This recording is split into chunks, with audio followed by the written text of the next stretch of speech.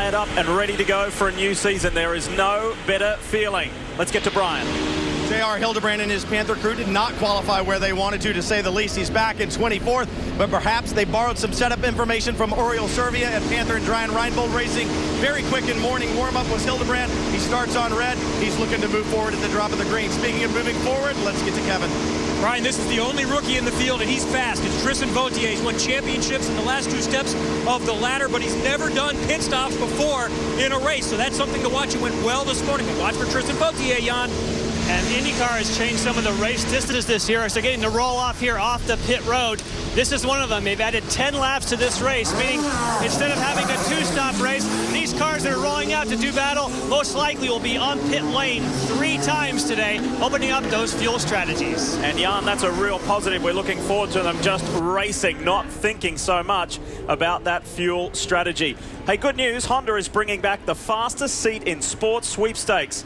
And you can enter by logging on to shophonda.com. Yes, here comes that very special car. This week, Jen French, who is the winner of the silver medal for sailing in the 2012 Paralympic Games, has been awarded the lucky position of starting today's race and sitting in there behind legend Mario Andretti. It's time to talk to Jen. Hey, Jen, can you compare the two? What was better, winning a silver medal or riding with Mario Andretti? Oh, my Lord. I think your experiences just in themselves to be behind Mario is amazing. And we're just about ready to go on the back route on the airport, and I know he's going to let it open, and holy moly, here we go!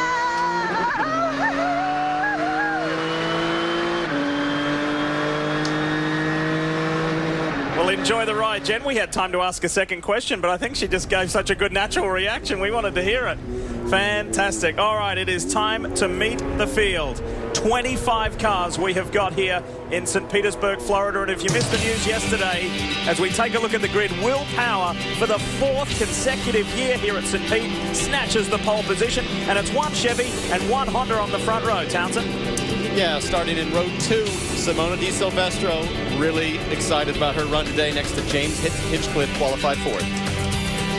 Got Elio Castroneves in 3, and Vautier, the rookie, he's been very impressive this weekend. He has really been fast. It was interesting to watch him behind the pit report there when Kevin was talking about him. Had the eyes closed, he was just in the zone. How important is that? I think it's real important. I think what we're going to have to watch here is pit stops. I think that's going to be really crucial for those guys because he's not used to doing that in the IndyCar series. So that's going to be, we're going to watch that first pit stop, how they get through it. Guys, row 5, another young hotshot, Sebastian Saavedra, really impressive qualifying run.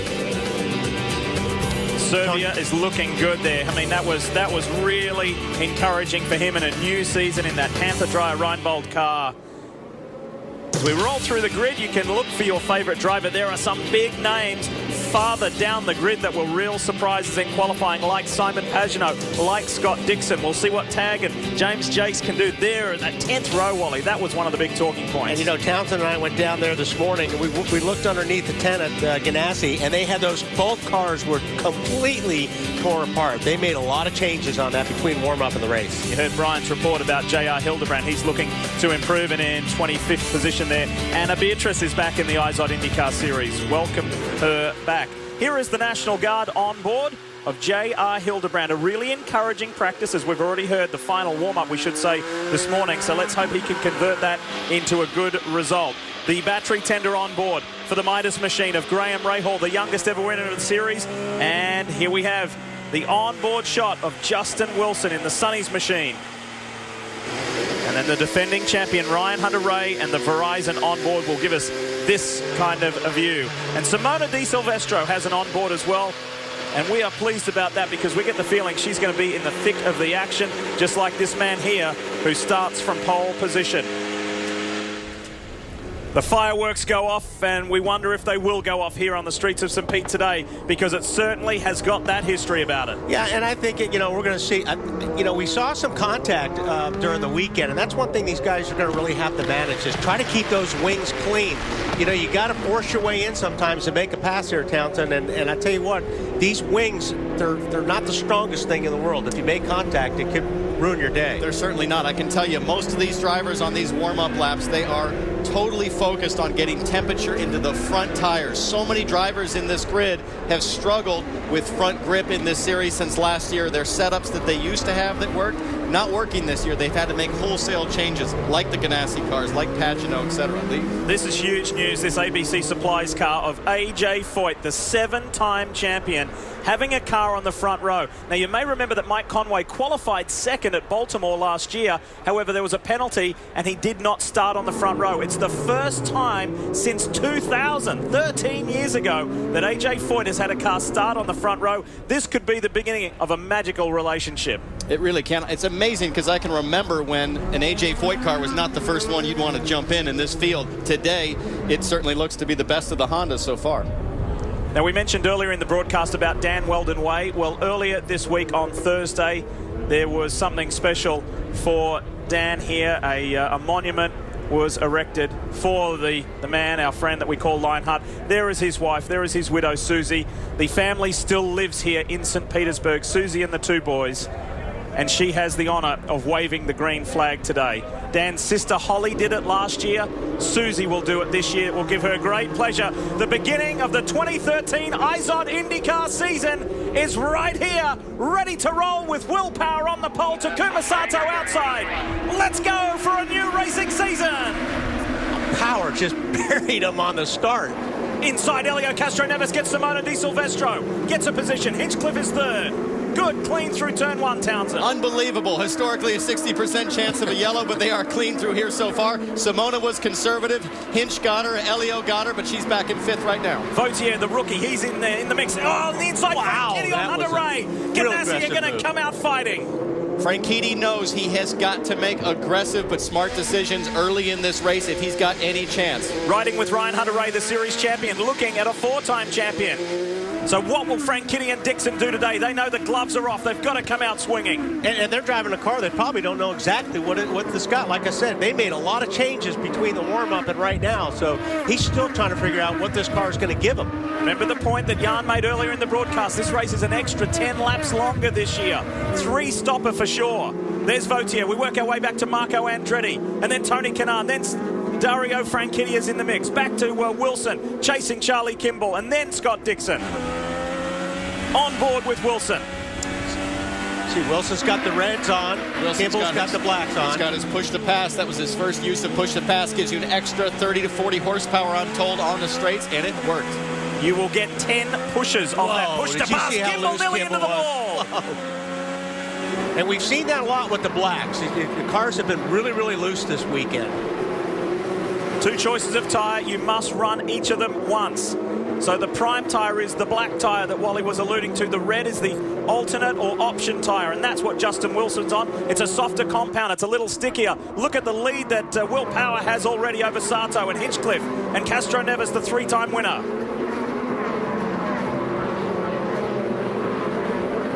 Through one of the trickiest corners on this track, this 1.8-mile track, turn 10. It's a corner that bites and has got many over the years. It certainly has. I was a victim there once. But look at Sato. Look at your Firestone Fast 6 all clustered together here, Brian. Talked to Don Halliday, who is the engineer for Takuma Sato before the race. We had a lot of fog this morning and there was no sunshine on the racetrack, so the track temperature was considerably lower. It was a bit of an unknown. He said, we've made some changes, but the balance of the car is going to change all day long, especially with these new Firestone tires that we don't have a lot of data on. Jan? That's right, Brian, and you heard Lee talk about it as well, the description between the black and the red sidewall. The one thing they do not know, the drivers and the teams, these red sidewall Firestones are new for this year. They tried to make the split wider, so they want to have them possibly go off sooner, but they don't know about the longevity. Still more to come. Kanaan started back farther than what he thought he should have. They made a little bit of mistake in qualifying, went the wrong way, but he still felt like he had a good car. He said, I really think we should have qualified about 7th, so my goal is to pick up 4 on the first lap. He came close. I think he's gotten 3 already. And when you're a series champion like Tony Kanaan is, you don't like your new teammate, e.g. Simona Di Silvestro, stealing the headlines from you, which she has done this weekend. So look for TK to bounce back today. So Jan is curious to see if he's going to use a push to pass. It looks like he may have. Yeah, We don't have push-to-pass info, but he does get inside there. These KV racing cars look so locked down in the rear. It allows Kanaan and Simona to really charge the entry of the corner and get to the power very aggressively. Look at him disappear after passing Marco. So you can see there that Ryan Hunter-Reay has got by Dario Franchitti. Now, Franchitti is falling into the clutches of Saavedra, who has been really impressive this week. Good. It was an encouraging qualifying from Marco yesterday. Didn't quite make the Firestone Fast 6, but it was a good, strong top 10.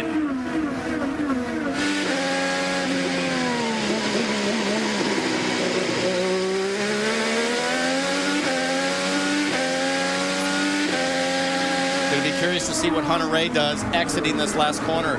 Critical to think about. Do I use a push to pass? Do I want to use him this early? Let's see what happens. Good point. Too early. You only get 10 around 110 laps. So you've got to use them sparingly. You've got to be decisive.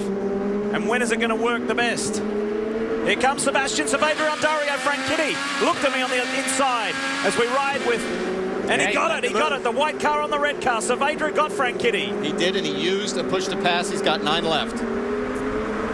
This young man has been impressive this weekend. He stepped away from the series, went back to Firestone Indy Lights, kind of took his medicine, and now he's back in the big time, and he's performing in Dragon Racing. You know, we talked to team owner Jay Penske on Friday, and he said Saavedra's really got to work hard to match Bourdais. He's doing every bit of that today. Look at this pass. Great on the brakes. Very clean and tidy down to the apex. He takes the apex away from Franchitti. He's got the position in the next corner. One of the big movers has been Graham Rahal, and you can see him. Here's the pass Saavedra, Wally, on the inside behind the 2 yellow cars. Rahal and Serbia going at it. So there's been plenty going on. Serbia's gone back. He's dropped to 13th place. And Will Power has just been clicking off some very fast lap times.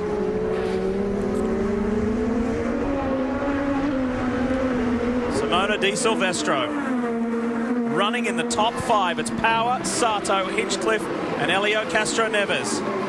There's over 500 guests here today from ABC Supply for the AJ Foyt car, the famous number 14. They'll be loving seeing Sato, but he's got some work to do if he's going to catch Will Power. You're watching NBC Sports Network's coverage of IndyCar, brought to you by Honda, an official vehicle of the IZOD IndyCar Series. Farm or trail, Polaris has what you want. Legendary ATVs, led by the powerful Sportsman 850 HO. Value-minded side-by-sides, featuring the new Ranger 800 midsize and full-size workhorses, including the all-new class-leading 60-horsepower Ranger XP 900. Polaris, hardest working, smoothest riding. Huge rebates and low financing are available right now during the Polaris XP sales event. There's only one car company in America that's never made a single car. And while you won't find Firestone cars on any showroom floor, they're out there, running better, faster, stronger, longer. No, we don't build cars. But make no mistake, Firestone is a car company. So whatever you drive a Firestone. Whoa. Nobody insures more bikes than Progressive. Do you guys ride? Well, no. Sometimes. Yes. Yeah. Well, if you know anybody else who also rides, send them here. We got great coverage.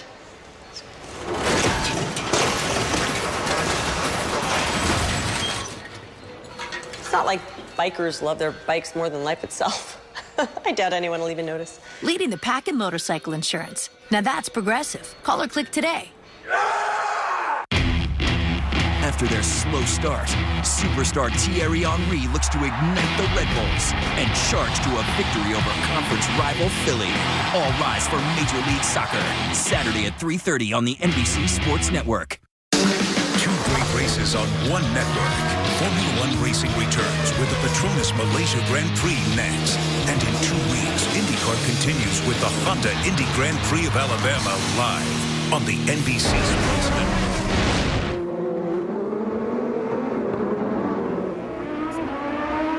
You're watching the NBC Sports Network's live coverage of the season opener for the IZOD IndyCar Series. This is the Honda Grand Prix of St. Petersburg. And this is a man, Will Power, in the Verizon Penske machine. This is the 8th consecutive season Will Power has led a race. and he is drifting away. He's got 3.8 seconds advantage over the field at the moment, but it hasn't all been straightforward. No, Lee, check this out. Whoa, big oversteer moment in practice. His left hand, watch this, off the wheel. Massive, massive correction. This guy drives on the edge all the time, and it doesn't faze him one bit. I went and saw him yesterday after that happened, and he kind of, in typical willpower, low, kind of no-fuss way, said, yeah, I kind of hung it out there, didn't I? He's a little slower than that. He's sort of like, yeah, sort of came out there. He wasn't too phased. There's the gap. That's what 4.3 seconds looks like back to the first Honda-powered car of Takuma Sato. James Hinchcliffe is third in the GoDaddy machine. And then you pick up the second Penske car, Elio Castroneves in the Hitachi machine. Simona Di Silvestri still in fifth, and the rookie, the only rookie in the field, Tristan Vautier, is running in the top 6. Meanwhile, his teammate Simon Pagenaud, his miserable weekend continues. The Frenchman has gone from 19th to 22nd. Yeah, they're teammates. They haven't been able to get the push out of their car all weekend. You know, the car's understeering, which means it won't turn, and that's what they've struggled with mainly. Vautier's not looking too bad, though. So no, he's done a great job. Usually what you see happen in this deal is if you start with a fast rookie teammate like a Simona, like a Tristan, as the season progresses, you see their setups start to merge. The fast driver or the slower driver says, hey, it's working for that guy. I got to figure out how to drive that setup. Elio Castroneves was very pleased this morning after the warm-up. Said, I don't know what happened, but when I started this weekend, I did not like my car at all. And every session, it has become better. He had braking issues, and Townsend and Wally, of course, his issue was when he got on the brakes, he just couldn't get it to turn. But they've solved that issue. He's much happier.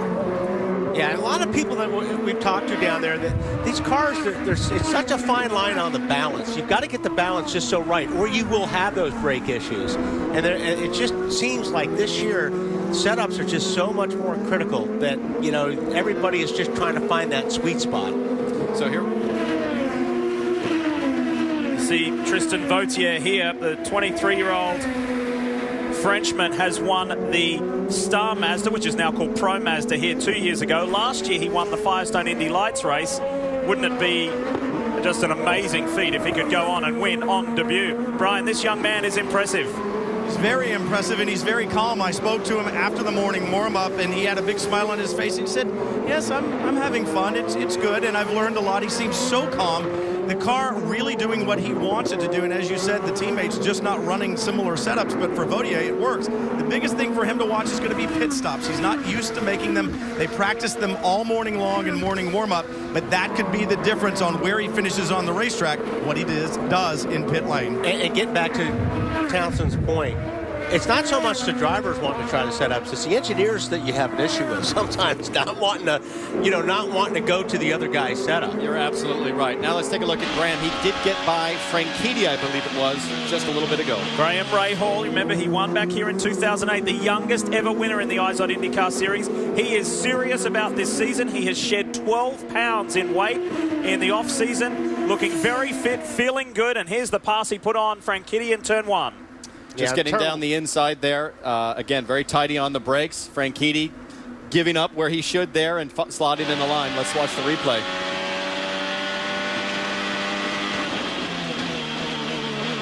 Picture perfect.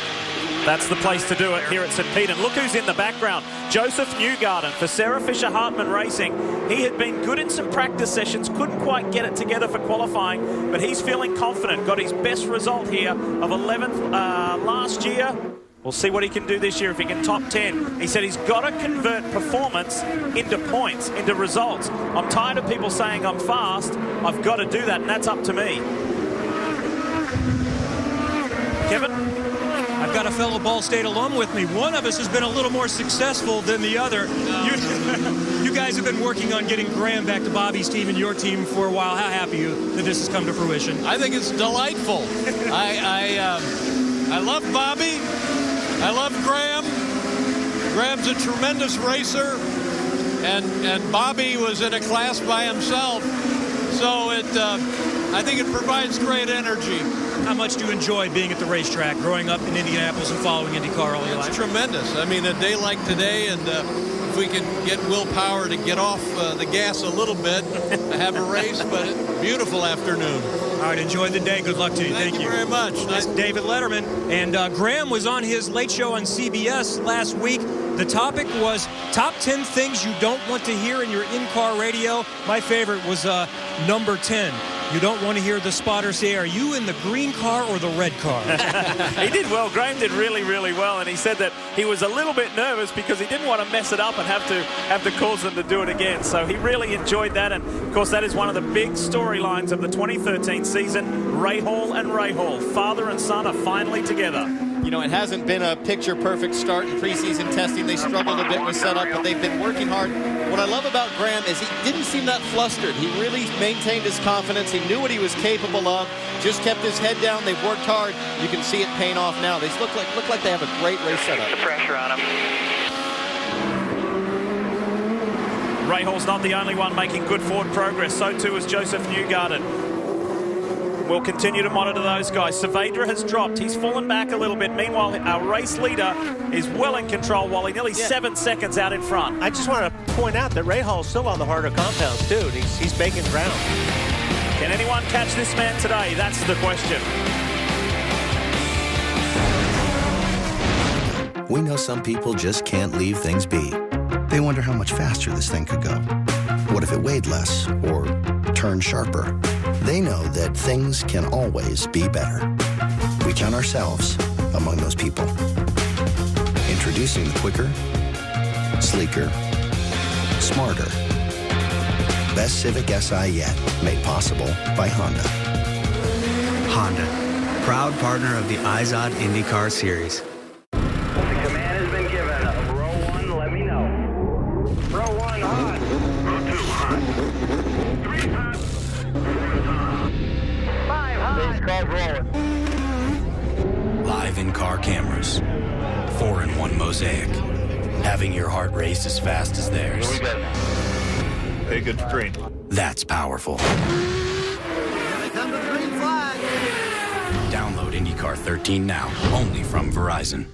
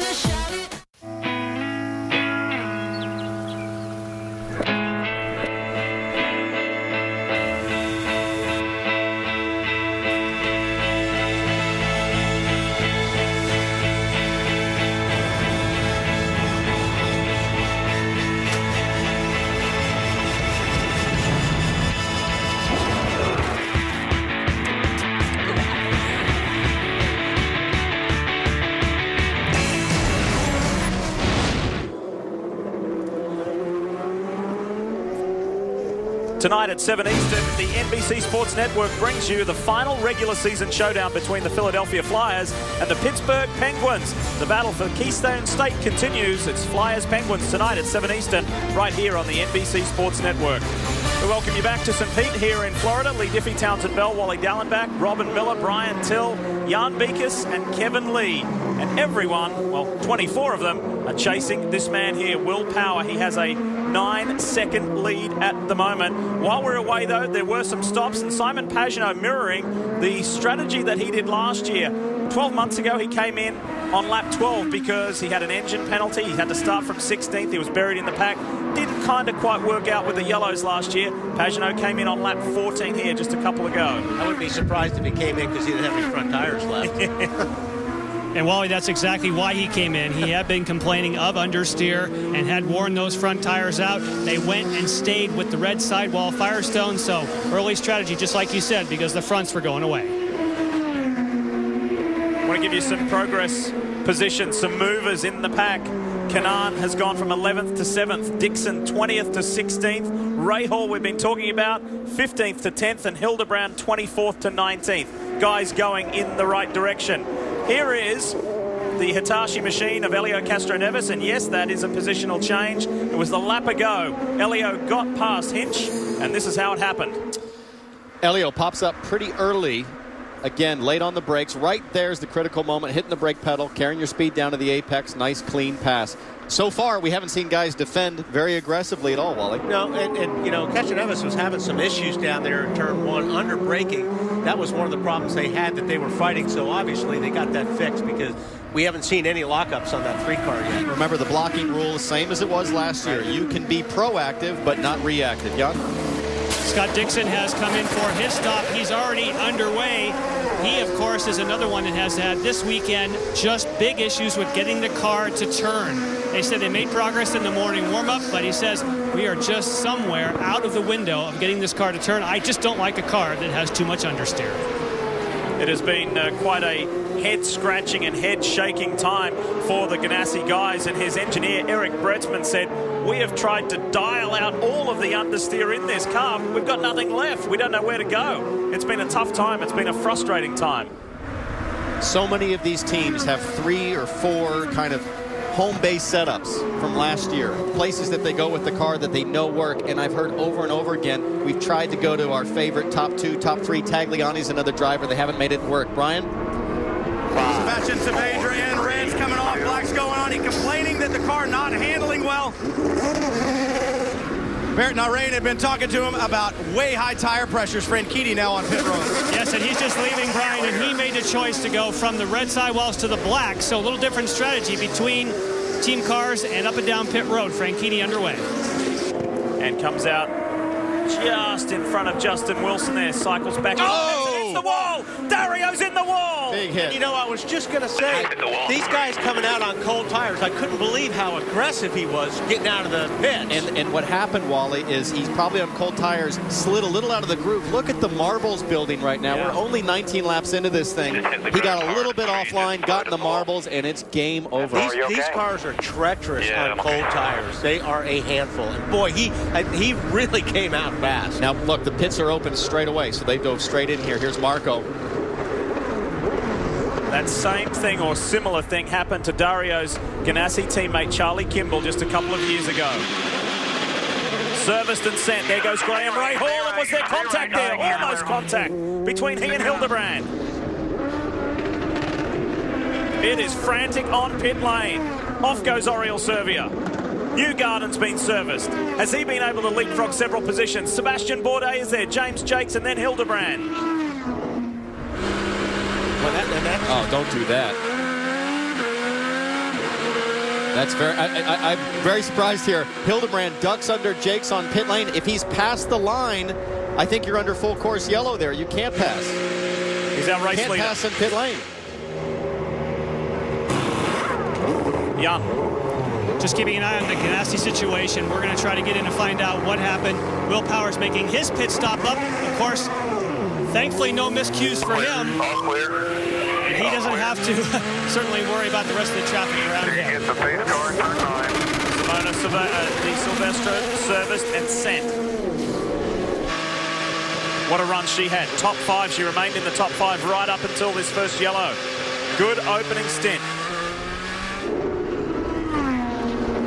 Hunter Ray, who was not able to get by his teammate Marco Andretti. Hustle. And that's his teammate, Marco Andretti, coming up on the accident. Now, these guys are hustling for the pack-up because there's a blend line at the end of pit lane. Depending on where you hit that blend line determines your order for the restart. So Marco's at full steam. Let's show you one more time what happened to Dario Franchitti, and we've got several angles for you to just fully explain this situation. As I said, he came out of the pit just flying. Cold tires, like Townsend said, you got cold tires, you slip out of the line a little bit and get in the marbles in your history. That's just a mistake. You can see those marbles there. The front tires take an extra lap and a half over the rears to come in. Boom. And look who's right behind him, his teammate. Yep. Oof. What a tough day for Ganassi. It has been a miserable weekend, to say the least. Looking back from Justin Wilson's car. Here's Dario, first car in shot. And when we talk about push, that's what a push is. That's just a front not turning. And if I'm not mistaken, Scott Dixon has done that on that very corner before as well. So, tough times for the 4-time champion. Dario Franchitti is out of the Honda Grand Prix of St. Pete.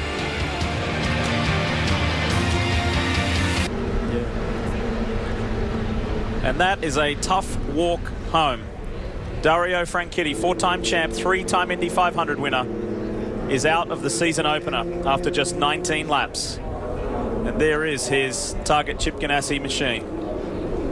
The worst feeling in the world, Lee, to have to go back to your guys that have worked all off season so hard over this weekend to get that car working, and to have a mistake like that, it just kills you. But I gotta tell you, when you're a multi-time champion, multi-time Indy 500 guy, winner, you get some credit. That's how it works. Quick reminder to download the IndyCar 13 app. Call ** Indy or search the App Store or Google Play, only from Verizon. It's pretty easy to do. Now, while we're under our first full course yellow, let's check in with Robin Miller. Lee, and with Susie Weldon, it's been an emotional week. You and the kids got your hands set in stone, then you did a nice job throwing the flag. How are you feeling? I'm feeling good. It's nice to be here. You know, a little bittersweet, but just so much love and support from everybody at St. Petersburg and my racing family. And I was a little bit nervous about the flag because I was told that it would have like a strap on it, but it didn't. So just thank goodness I didn't drop it and one of the cars run over it and ruin their weekend. Do you think... Has your youngest son, Sebastian, has he figured out race cars? Do you think does he like them? Yeah, they both actually are really into racing, and you know, Sebastian especially, he's a little bit older. He's just turned 4, so he's always wanting to know when Scott Dixon's coming into town to race and where the race cars are. And you know, they're definitely aware of everything, and they just are having a great time being here, and everybody's doting on them. And a lot of the drivers have been taking them out for rides on their golf carts and scooters, and so they're just loving it. So as bittersweet as it is, this is your family. Yeah, it is, and you know, I feel like they'll always be a part of my family. You know, obviously it was a big part of my life, and I still want my children to kind of grow up around it and be exposed to it. And I'll always feel like this is my family. Well, Susie's already said she'd do the grid run with me, but it's got to be the rows have to be a little closer together. Thank you, Robin, and lovely to hear from Susie as well. Now, while we're under this yellow, let's revisit a story that we threw up there at the top of the show, and that involves the only rookie in the field, Tristan Vautier. There he is there, one behind Simona in the orange and black and white car there, Wally. How did he go on his first pit stop? Well, we'll take a look. I think he did a pretty good job. I mean, again, he's been running in a couple of series the last few years where you haven't had to make pit stops, so this is all, you know, very different to him. But I'm looking here, I'm trying to look at the jack here. No, it looks like they kept the car up, but no, everything was fairly clean for them. Fueler got a little stuck. Now, remember, these are the Sam Schmidt Indy Lights guys. They actually worked on my Indy 500 car last year, so a couple of them not used to doing a full season, but they looked okay, didn't lose a spot. Hey, Brian, the Schmidt-Peterson team, they've been working very hard with him, and before today's race, Tristan said, long runs and pit stops are new for me. I've just got to be careful of not running over my mechanics. We'll get back to that in a moment, but let's check in with Jan. Jan? And with Dario Franchitti, we saw you make that long walk up pit road. I know you were taking chances right from the start, trying to make up because your car's been not what you wanted this weekend? No, we've really struggled with the car, and that's what I was just saying to Chip. I said, you know, I had to try and make it up somewhere, and I just stepped over the line there. Cold tires, hit a bump in 3 with the right height being so low and the low tire pressures, and got on the marbles and hit the wall. So, you know, totally my mistake, just pushing too hard, trying to get back on level pegging somehow, and I stepped over the line. Do you feel like you'd made some progress with the car? From Friday afternoon, yes, but we're a long way from where we need to be. I mean, we're just, we've got some progress to make on the car and some other areas too. We're a bit of work to do. Thank you, Dario. Thank you. Definitely not something that's expected for Target Chip Ganassi Racing. You would expect they would start the season as strongly as anyone, but they're struggling.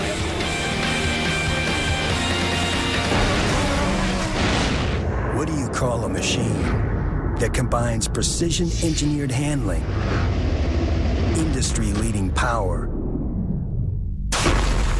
and a rider-focused design? We call it a Can-Am. From the essentials to fully loaded, you'll find that same combination in every ATV and side-by-side we build. And right now, get your own for as low as $149 a month. Can-Am, the ride says it all. There's only one car company in America that's never made a single car. And while you won't find Firestone cars on any showroom floor, they're out there, running better, faster, stronger, longer. No, we don't build cars. But make no mistake, Firestone is a car company. So whatever you drive a Firestone. Think fast. It all comes down to this.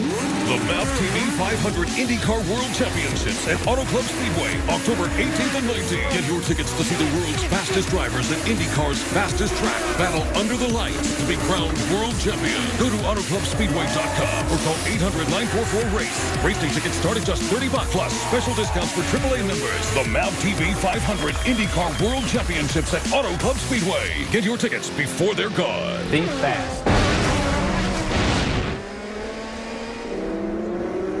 Thanks for watching our live coverage of the season opener for the IZOD IndyCar Series. We are still under the first full course yellow, but it won't be long before we go back to green. On that pit stop cycle, one of the winners was Helio Castroneves. He was right up there behind his Penske teammate. But Townsend, he got the day off to a really good start at the start. He certainly did.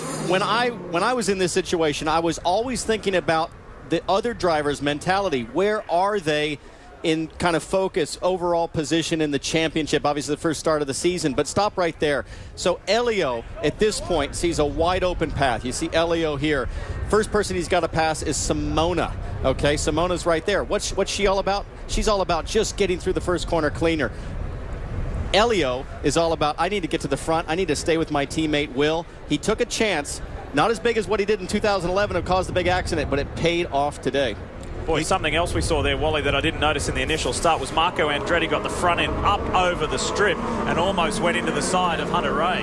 And I'm just glad that Townsend finally got to play with the telestrator. He's been sitting here all morning just with that pen in his hand. He just can't wait. My hand was literally shaking with enthusiasm. Let's watch this restart. They pack up. It's time to go racing. And Simona Di Silvestro goes to the inside on Sato. Is that going to work out? 4 abreast here. She's going to do what Helio did to her or not? No. Sato keeps it. The Penske boys are side by side, and Helio's going to get the lead. Helio Castroneves gets the lead away from Power. He wants to win 4 times. He's won 3. Nobody's in Helio's league on this track.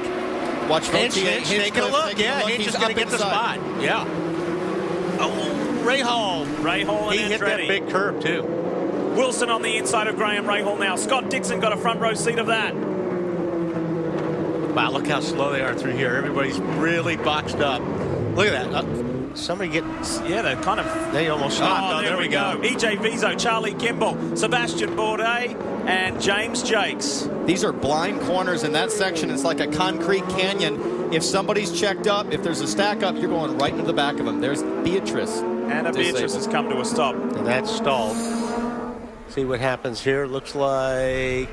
Oh, Kimball got hit. Bia hit Kimball, perhaps, or Servia. Then he checks up. Then everybody comes in.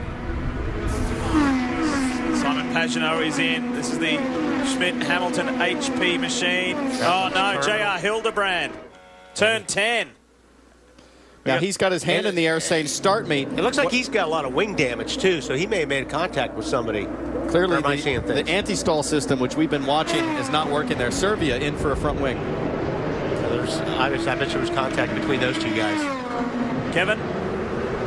Oriol Servia is coming in for a stop here, unscheduled in this circumstance. We'll take a look at what happened. He was one of the many that has been involved in a lot of contact here, so he's getting a new nose to address that. So that's going to take a little bit of time. He's back out, though. That's a quick change. Yeah, but, Servia's going to be okay. I mean, if he doesn't get lapped on this deal, that was a quick change for a full nose. Obviously, Hildebrand going down a lap. So Oriol Servia will be just fine, but we had 2 cars out there calling to help. Now, there's been a lot of work done on the anti-stall system, and unfortunately that has not been a help at the moment to Anna Beatrice or J.R. Hildebrand. Here is the restart. And this was wild. And I'll tell you what, that's a strong move by Castroneves. That's an outside pass right here.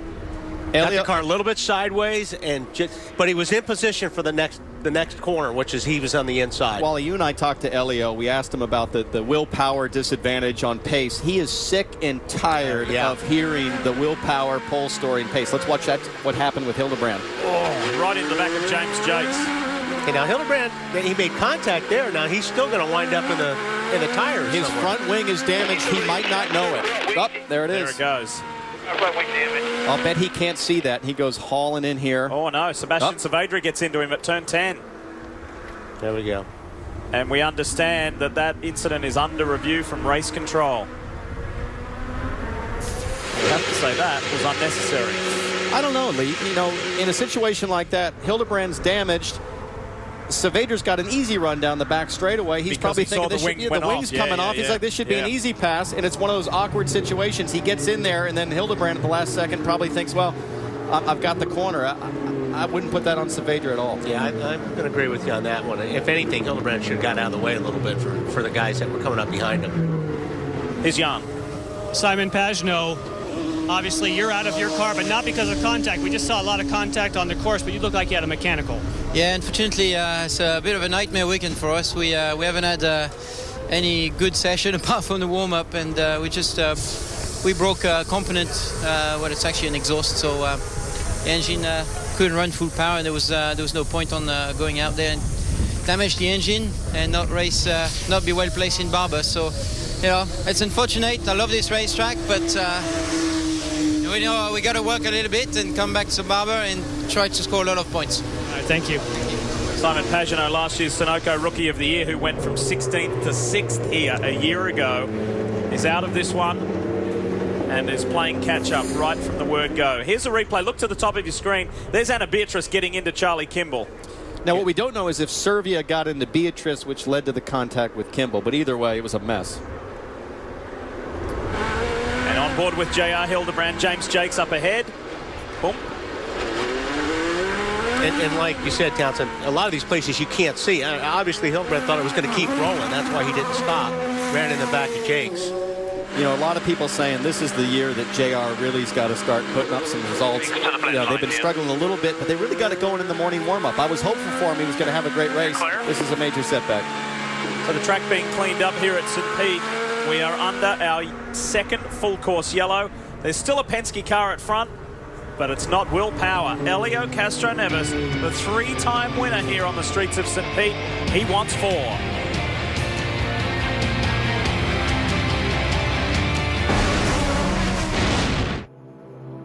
A lot of people think sponsorship is just about a logo on the side of a race car.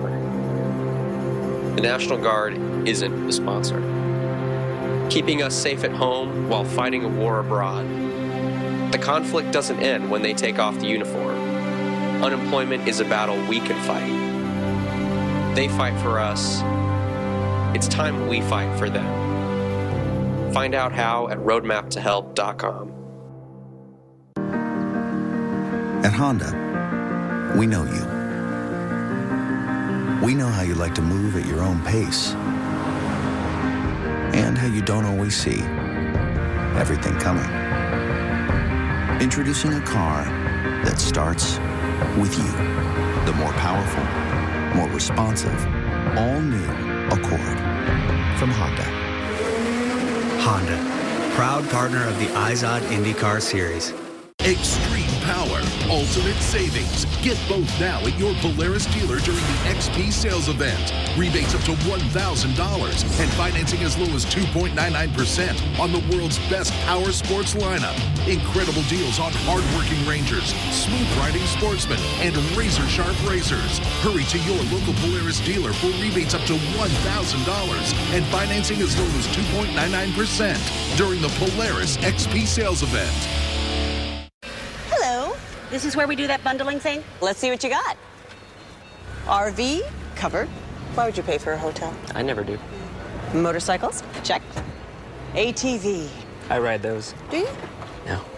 Boat. House. Hello, dear. Hello. Hello. Oh, check it.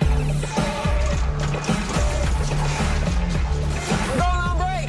The more you bundle, the more you save. Now that's Progressive.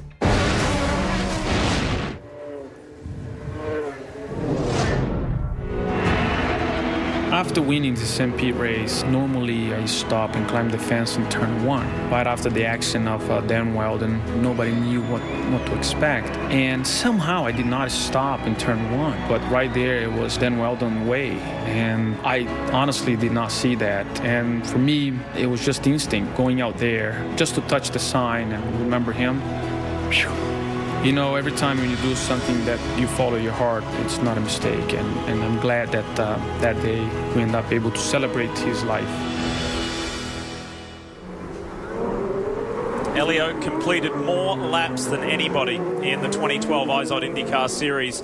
He has been around for a long time, and that fire is still burning in his belly. He wants to win, and he wants to get a championship that has eluded him his career. Of course, he's a 3-time Indy 500 champion, but he does not want to walk away from the sport before winning a championship. We mentioned it a couple of times, 3 times a winner here. He's going for 4. You see also on that name, and it's a change to the Penske organization this year, 3 cars down to 2. We want to say hi to Ryan Briscoe and congratulate him on his class win in the LMP2 class at the 12 Hours of Sebring last week. Ryan, well done. Hope to see you back in the season soon. Let's have a look at this replay and how Elio Castroneves got into the lead. Wally. Yeah, watch him on the outside here. He just drives this thing in, gets the car sideways on turn-in, but he hung in there. That's impressive, especially when you're doing it with the guy that's driving that 12 car. You know, I talked to Elio the other day, and I've been drilling him. I said, Elio, you got all the data on Will Power. He's so fast. What's it going to take to put it together? He said, man, I've tried his setup. I've tried his corner entry. I can't do it. How's he going to get him? He's going to get him on a restart just like that. He said it's better to have it's good to have your friends close. It's better to have your enemies closer. And he's got the data now. What did Will Power learn about that move that Elio Castroneves put on him? Because Power's now on the outside. Tucks in behind his teammate. Green flag waves. Hinchcliffe has a look at the 2 Penske men. What's Simona Di Silvestre got? Down into turn 1. Oh, she's underneath Zato. Oh, contact there. Vautier thinks about going around the outside. Andretti goes around the outside of Vautier. Marco's looking for a way by the rookie. Kanaan got up there. Nice work from TK. All right, let's get through here clean. Let's get some momentum going. Dixon and Wilson going at it. Oftentimes this first restart lap is your only chance to make something happen. Watch the marbles offline. As the race progresses, it's going to be harder and harder to make a pass without making a mistake. Through that tough sequence of turns, now they open the throttles up. Through turn 9, heading up towards the challenging turn 10. Kimball's got Servia, he's got Rahal in there. It's a mad scramble. Sato has been consistent, so too has Simona Di Silvestre. Up into the final 2, 13 and 14. We've lost one of the Penske cars back, and that's Will Power. Hinchcliffe is up into second. Well, Simona's in a good position right there on Sato. Might be able to try to outbrake him going into turn 1 here. Not quite close enough. These onboard shots really show you graphically how bumpy this track is. Let's just ride with Simona here. Unbelievable how talented she is.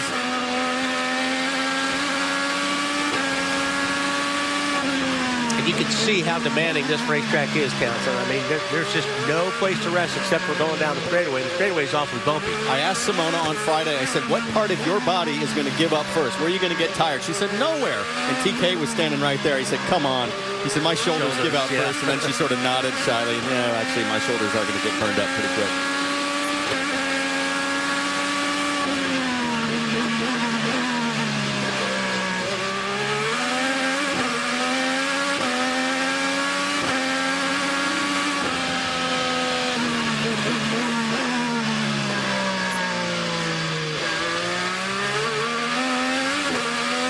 Got a decent run on Sato here. Stays close. Push the pass. She can do it. Takuma knows it too, and he's making life difficult down into 1. Simona Di Silvestre will get Sato. Nice pass. Very nicely done. Set that up. Townsend called it coming out of turn 14. Beautifully orchestrated. That's about as close as Takuma Sato is going to get without getting a blocking penalty. He gave a little bit of a dodge there. That's a sign of many years of F1 and IndyCar experience. Right on the limit. Simona is in the very position she finished a couple of years ago. 4th, her best result here on the streets of St. Petersburg. To Brian Till.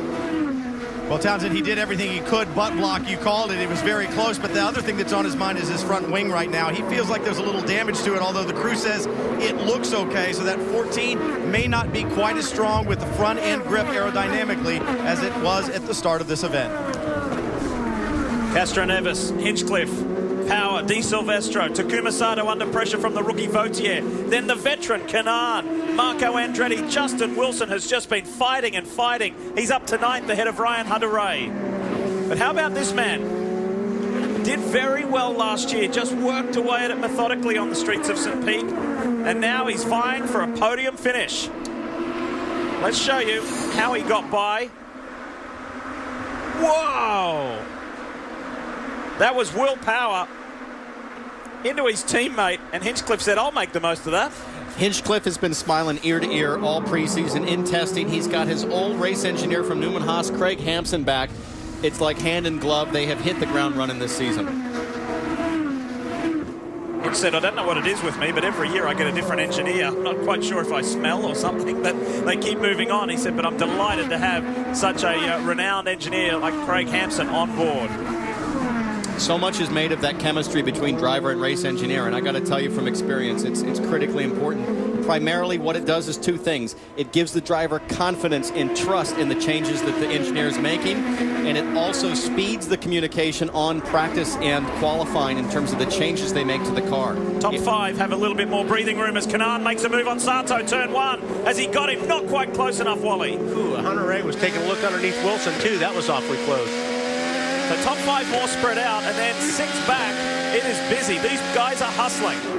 I'm actually a little bit surprised Hunter Ray hasn't made some more ground up. He's on the reds, and all of these cars in front of him are on the harder compound, the blacks. And I think that's a little bit why Will Power probably is struggling. His car's not working, obviously, on the blacks as good as it was on the reds. Top four cars are all Chevrolet powered. The best Honda is the rookie, Tristan Vautier. Dixon's working on the champ. Behind him, Joseph Newgarden. Tagliani's made good forward movement. Tag is in 13 ahead of Saavedra and Vizo. That's in the top 15. Time for a quick break. Back to St. Pete right after this. The command has been given. Row one, let me know. Row one hot. Row two hot. Three hot. Five hot. These cars rolling.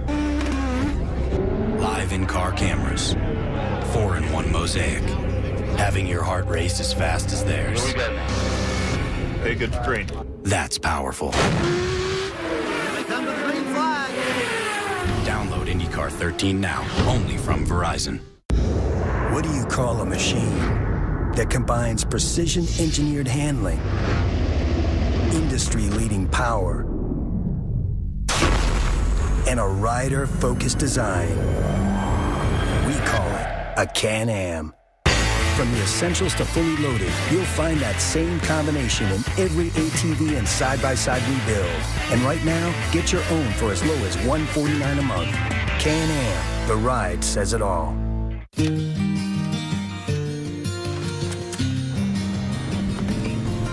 I've been afraid of changing, 'cause I've built my life around you. And if you see my reflection in the snow-covered hills, well, a landslide will bring it down. The ISOT IndyCar Series heads to Alabama, where Will Power is determined to take home a win for the third consecutive year. Will Power has won again. The Honda Indy Grand Prix of Alabama in 2 weeks on the NBC Sports Network. Pennsylvania pride is on the line when Claude Giroux and the Flyers head to the Steel City for a clash with Sidney Crosby and the Penguins. Flyers, Penguins. Coverage begins tonight at 7 Eastern on the NBC Sports Network.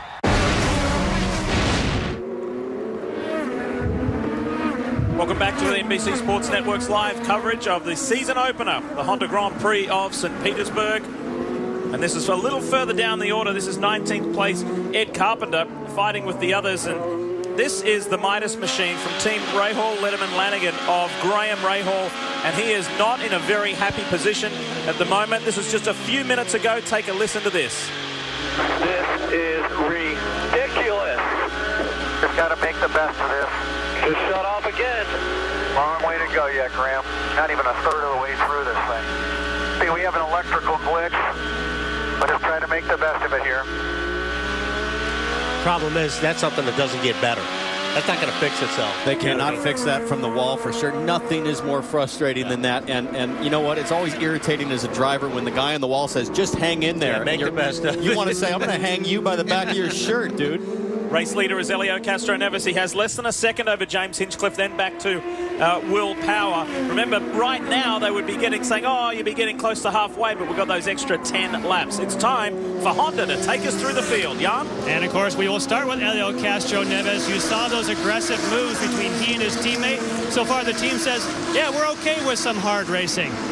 Hinchcliffe right behind him in his first stint today. He was on the radio complaining, I have a huge vibration. I can't hang on. They said, hey, just wait for the first pit stop. He's got new tires. He's good now. Right behind, of course, is Will Power. Now, there was an aggressive move that between teammates that let Hinchcliffe take that spot.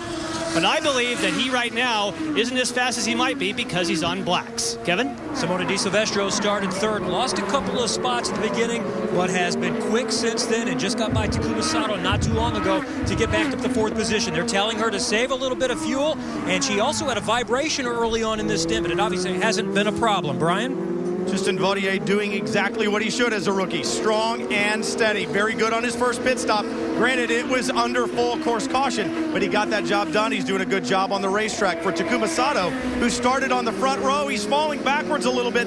Not happy with the balance of that car. Feels like there could be some damage to the front wing, but the crew begging him, just stay with it, Takuma. Stay steady. If we've got a sixth-place car, we'll finish sixth. Kevin? Tony Kanaan picked up 4 spots in the first 4 laps to get up to 7th, and that's where he's running right now. He is enjoying the new teammate, Simone Di Silvestro, and his engineer, Eric Cowden, says it's always good to have competition, and Simone is fast right now. Right behind him is his former teammate, Marco Andretti. Had his best starting position on a road or a street course in 2 years, since St. Pete here a couple of years ago. He was told a little while ago, you're faster than everybody but Will Power. That's while Power was still leading the race. Brian? Justin Wilson having a good day for Dale Coyne. Moving forward, they did some shock changes in the morning warm-up. That seemed to work, and they have talked to him about conserving the tires underneath him, burning off rear tires a little bit, but Wilson having a strong and steady race up in the top 10. Jan? Ryan Hunter-Reay did not really get the kind of qualifying performance that he had hoped, but now you can see he's pretty racy. He's starting to put some pressure there on Justin Wilson. They made a lot of changes on this car. Remember, this is the type of track you cannot test. They're not sure what they want to use. Scott Dixon right behind.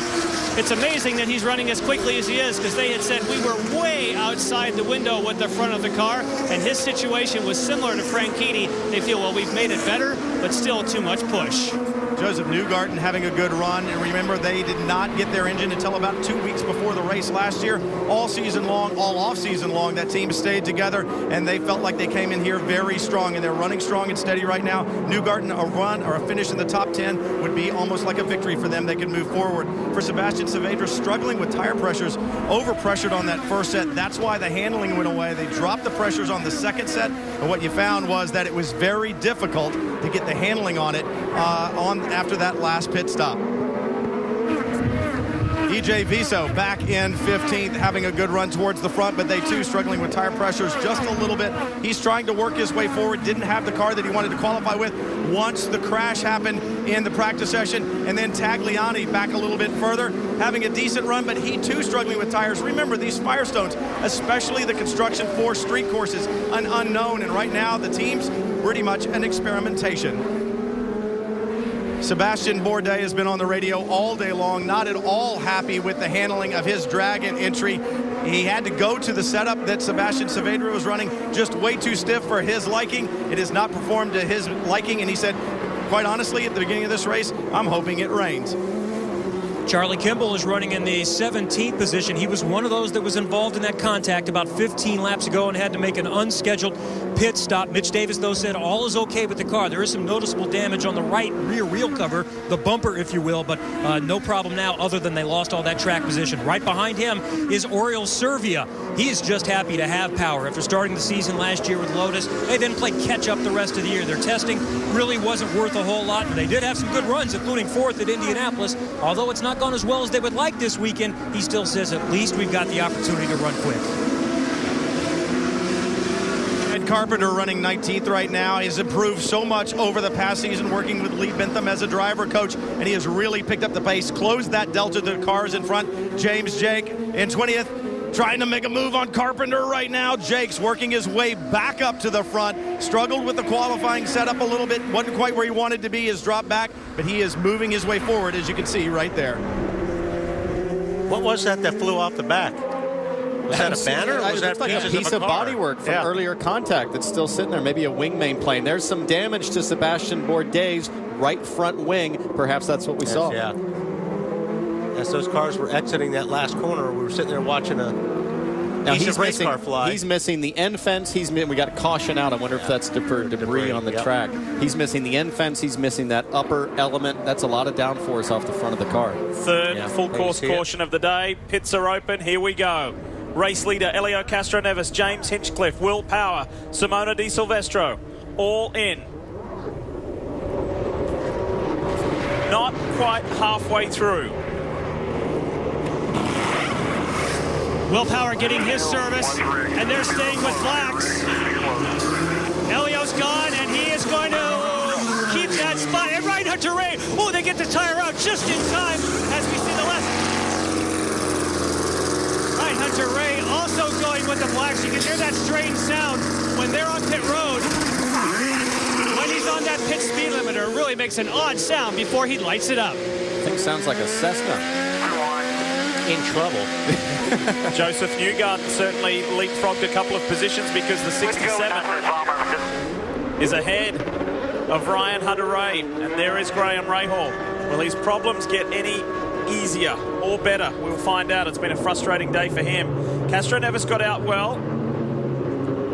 Is that Serbia?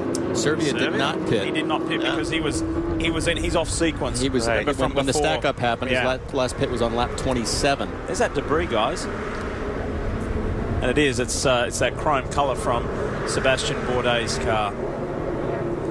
Take a look at a replay of what happened, and you heard Jan Beekers call it about Ryan Hunter-Reay coming in and a tire in the way. Watch this.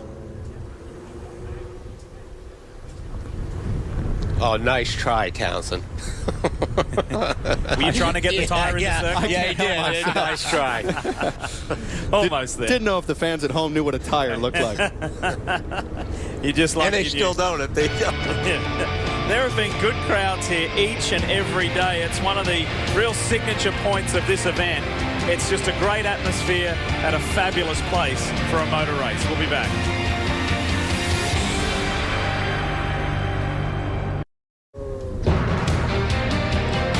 If you were with us right at the top of today's broadcast, you will remember we flagged that there was really unsavory weather heading our way. We have been so fortunate. We're almost at the halfway mark, and look at that. They're live pictures above the racetrack, the Albert Whitted Airport here at St. Petersburg, Florida. So far, so good. We will cross our fingers. As in any racing series, tyres are always a talking point. Firestone has been an integral part of the IZOD IndyCar Championship for years now. There's also been a very special man who's been an integral part of that company and this series for decades. He's with Robin. 41 years at Firestone. You were there at the start, especially when it was really not very good at the start, and then you guys took over and ran Goodyear out of town. You know, to think that we could have almost won our first Indy 500 when we came back, and then come back and win 2 races our very first year, how exciting could that be? I mean, our engineers were pumped. It was great. We're going to show some B-roll. This is the beginning here. Oh my God! Look, Joe, your hair was still not gray yet. Yeah, it was dark. Look at that. Look at those kids. Castroneves, those guys, they were roommates. Oh, my beautiful wife, Renee. Yes. All right, there's Al Spire. Yeah. There's Ryan Hunter-Reay in the championship. Just last year. What do you think, when you look back at it, because I remember the first year at Detroit, the rain tire was terrible, and everybody's like, Firestone. And then the next year, it was the only tire to have. That's it. The engineers went back, and they worked on it, and the rest is history. I mean, we took over, and it was really, really rewarding for the engineers, all the hard work they put into it. The first time Michael Andretti and Paul Tracy drove Firestones in testing, they got out and they went, no wonder we can't win. Yeah, it affected some teams really bad in 95, 96. They waited too long to get onto the tires, and it cost them dearly. Now, what are you going to do? Play golf? Your hair's gray. What's the next? Are you going to come to Indy and see us? Well, it's definitely golf and some fishing. I got 4 beautiful grandkids I'm going to help take care of and do some volunteer work. But more importantly, I'm going to try to stay with the IndyCar series somehow. And Indy could be my first return, just to come in and see everybody. Don't be trying to take my job. He's got an easier job than me, Lee. Well, Robin, as you well know, we're a travelling family, and Joe's been a really important part of that for a long time. Not sure if you can ever put rock star and tyres together in the same sentence, but Joe Barbieri is a rock star. He's one of those lively characters in the paddock. Really, I mean, he's been around as long as I can remember. I mean, when my dad was driving Indy cars. But the nice thing about Joe, he always got a smile on his face. He's the happiest guy you'll ever see down in the paddock. Hey, Kevin, tell us more about Oriol Servia. Well, Dennis Reinbold told him, we decided to keep you out, one, because you're running a good pace right now, so it's a clear track. We can maybe keep you up front for a little while. And he said, really, we just have to try to gamble with something right now. He did pit a second time earlier after they had to change the front nose, so he's on a different cycle than everybody else to begin with. Lap 27 was his last pit stop, so with the yellows, I don't know, maybe 60 to 66, something like that. But Servia does still need 2 more stops. Most of the others should be able to get home on 1 more. Yeah, he's been out there for 18 laps longer than the next guy in line, which is, of course, Helio Castroneves. I want to tell you about an exciting competition that's going at the moment. It's called Indy 500 or Bust, and you can log on to Indy500orbust.com for more details.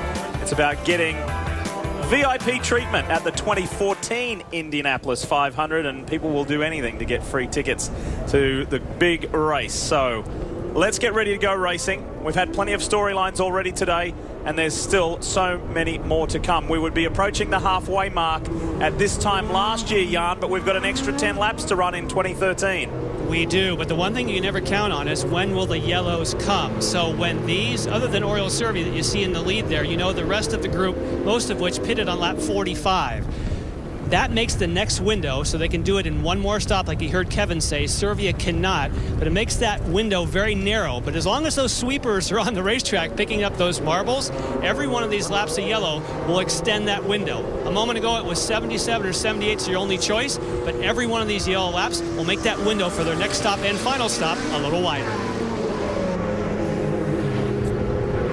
All to keep an eye on as we approach the second half of the season opener.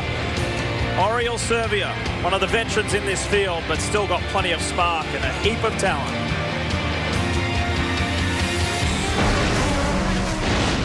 At Honda, we know some people are never happy with the way things are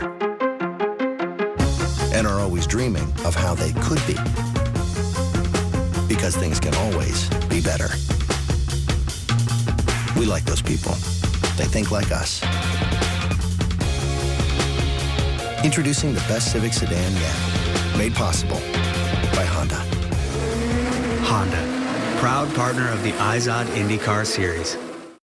In California, cars are a way of life. That's why we choose Mother's California Gold products, like the classic premium-grade Brazilian Carnauba Cleaner Wax, the time-saving, technologically advanced synthetic wax, our original and incredibly effective clay bar paint-saving system, and a water spot remover that's clearly second to none. They're easy to use and a great value. Mother's, pure California Gold.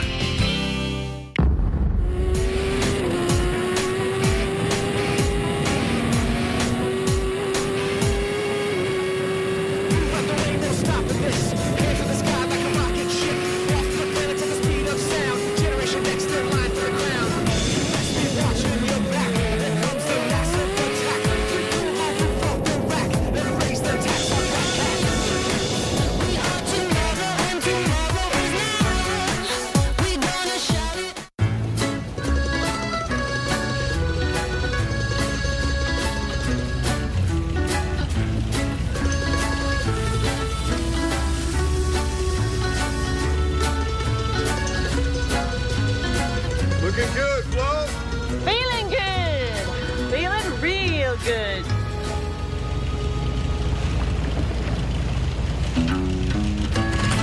Boot protection people love. Now that's Progressive. Call or click today. The first laps since Oriol Servia that he has led since the 2011 Indianapolis 500. we'll keep an eye on Oriel. If you're just turning on, welcome. Here is what has happened thus far. At the start, look to the inside. Elio Castroneves in the 3 Penske machine makes a move on Simona Di Silvestro, but you're going to get a very interesting point of view here from our champion Ryan Hunter-Reay. Hinchcliffe ahead. Look to the right, though. Here comes Marco Andretti. Boom. And then Fautier was on the outside. The champ was sandwiched.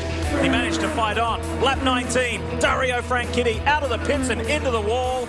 It was game over for the 4-time series champion. Then, bunching up at the restart. They say yellows breed yellows, and that's exactly what happened. J.R. Hildebrand got into the back of James Jakes, and then Sebastian Saavedra thought he'd take advantage of this wounded race car. They came together. There was no call from race control.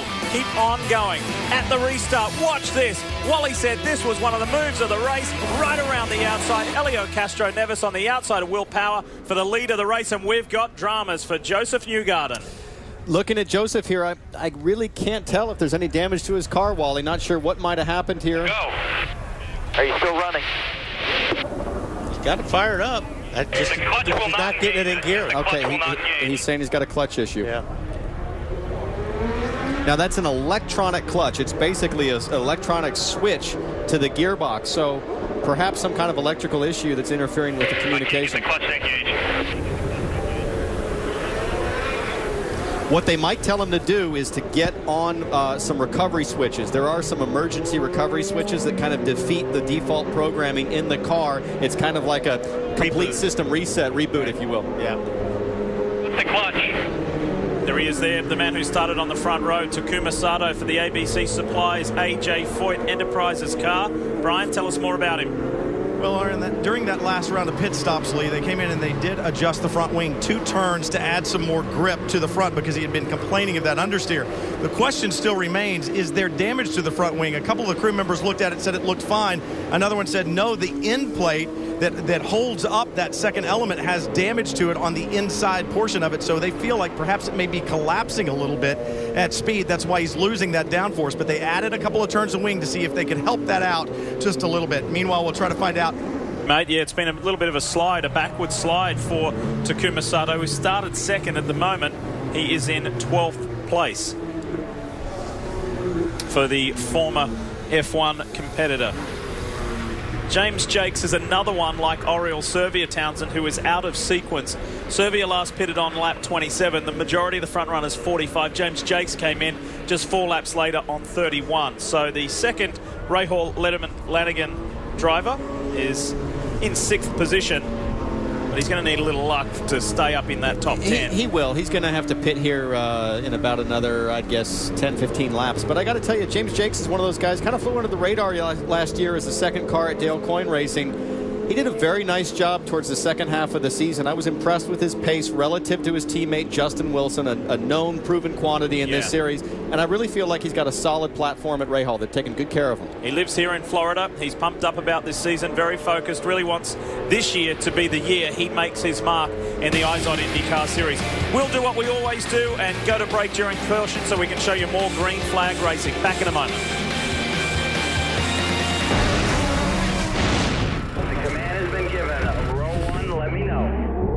Row 1 hot. Row 2 hot. 3 hot. 5 hot. These cars rolling. Live in-car cameras. 4-in-1 mosaic. Having your heart race as fast as theirs. Here we go. Hey, good for green. That's powerful. Here they come to the green flag. Download IndyCar 13 now, only from Verizon. What do you call a machine that combines precision-engineered handling, industry-leading power, and a rider-focused design? We call it a Can-Am.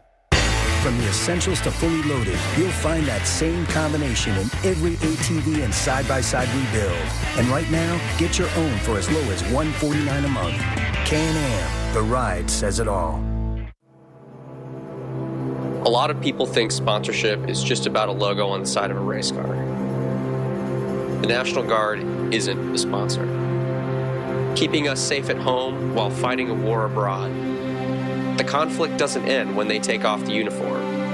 Unemployment is a battle we can fight.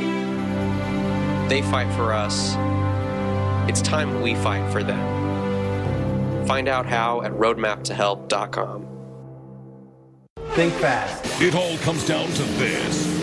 The MAP TV 500 IndyCar World Championships at Auto Club Speedway, October 18th and 19th. Get your tickets to see the world's fastest drivers at IndyCar's fastest track battle under the lights to be crowned world champion. Go to AutoClubSpeedway.com or call 800-944-RACE. Race day tickets start at just $30 plus special discounts for AAA members. The MAP TV 500 IndyCar World Championships at Auto Club Speedway. Get your tickets before they're gone. Think fast.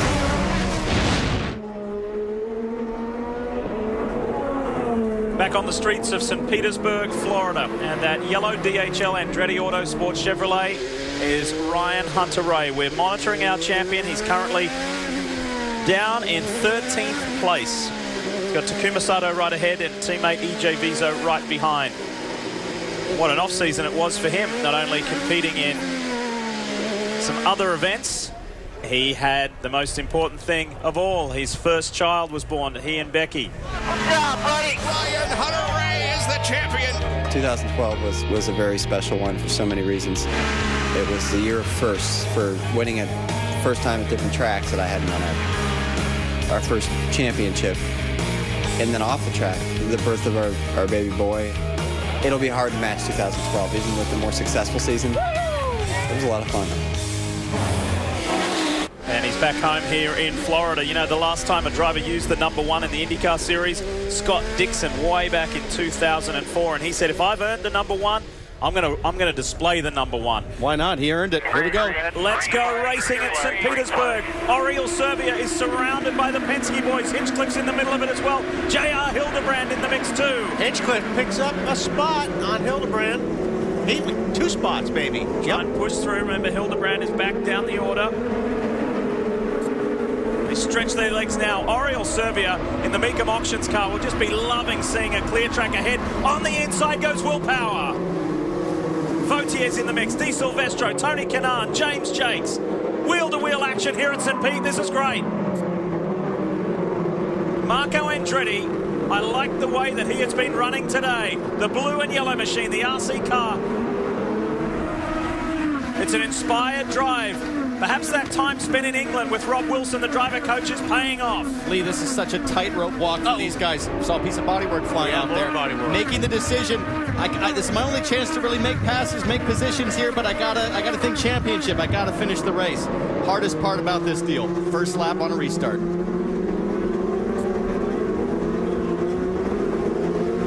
First flying lap. Let's get some green together here. We're exactly halfway. Watch here, Ryan Hunter-Reay on Takuma Sato. Sato made it a little difficult for Ryan, but he's going to get him down into 1. Now what Ryan Hunter-Reay did is he squared off the exit of that last corner to try to get a straighter shot, accelerating onto that straightaway. Sato did the exact same thing. He pushed the limit of that blocking roll as much as you can. Yeah, you're right. He is pushing the limit of that rule. I think he's good, though. I like the way he's driving. EJ Viso thought about making a move on Takuma Sato. Ryan Hunter-Reay is playing catch-up after having problems on pit lane. He couldn't get it back into gear and lost lots of track position. The team says we've made the car better, not perfect, but we're making up from a big loss on pit road. When you lose track position here, man, it's tough to get it back. It's like a lot of debris sitting over there. Up into turn 10. Watch this next section of the track. This is exhilarating. This is fast stuff.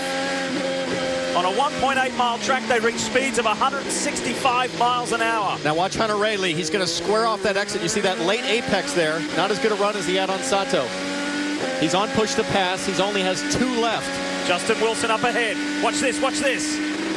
I'm really surprised these guys are using them up that early, Counselor. Whoa, Justin, hang on to it. Well, the thing about push to pass, Wally, is when you push it, it sort of obligates you to go for it. Like, you don't want to waste the fact that you push the button. We're just at halfway in the race. Just halfway in the race. Watch those overtakes. Well, that's what I'm saying. I mean, you're not going to have any left when it comes down to the time where if you need them on the last 2 or 3 laps. But how many restarts is he going to get?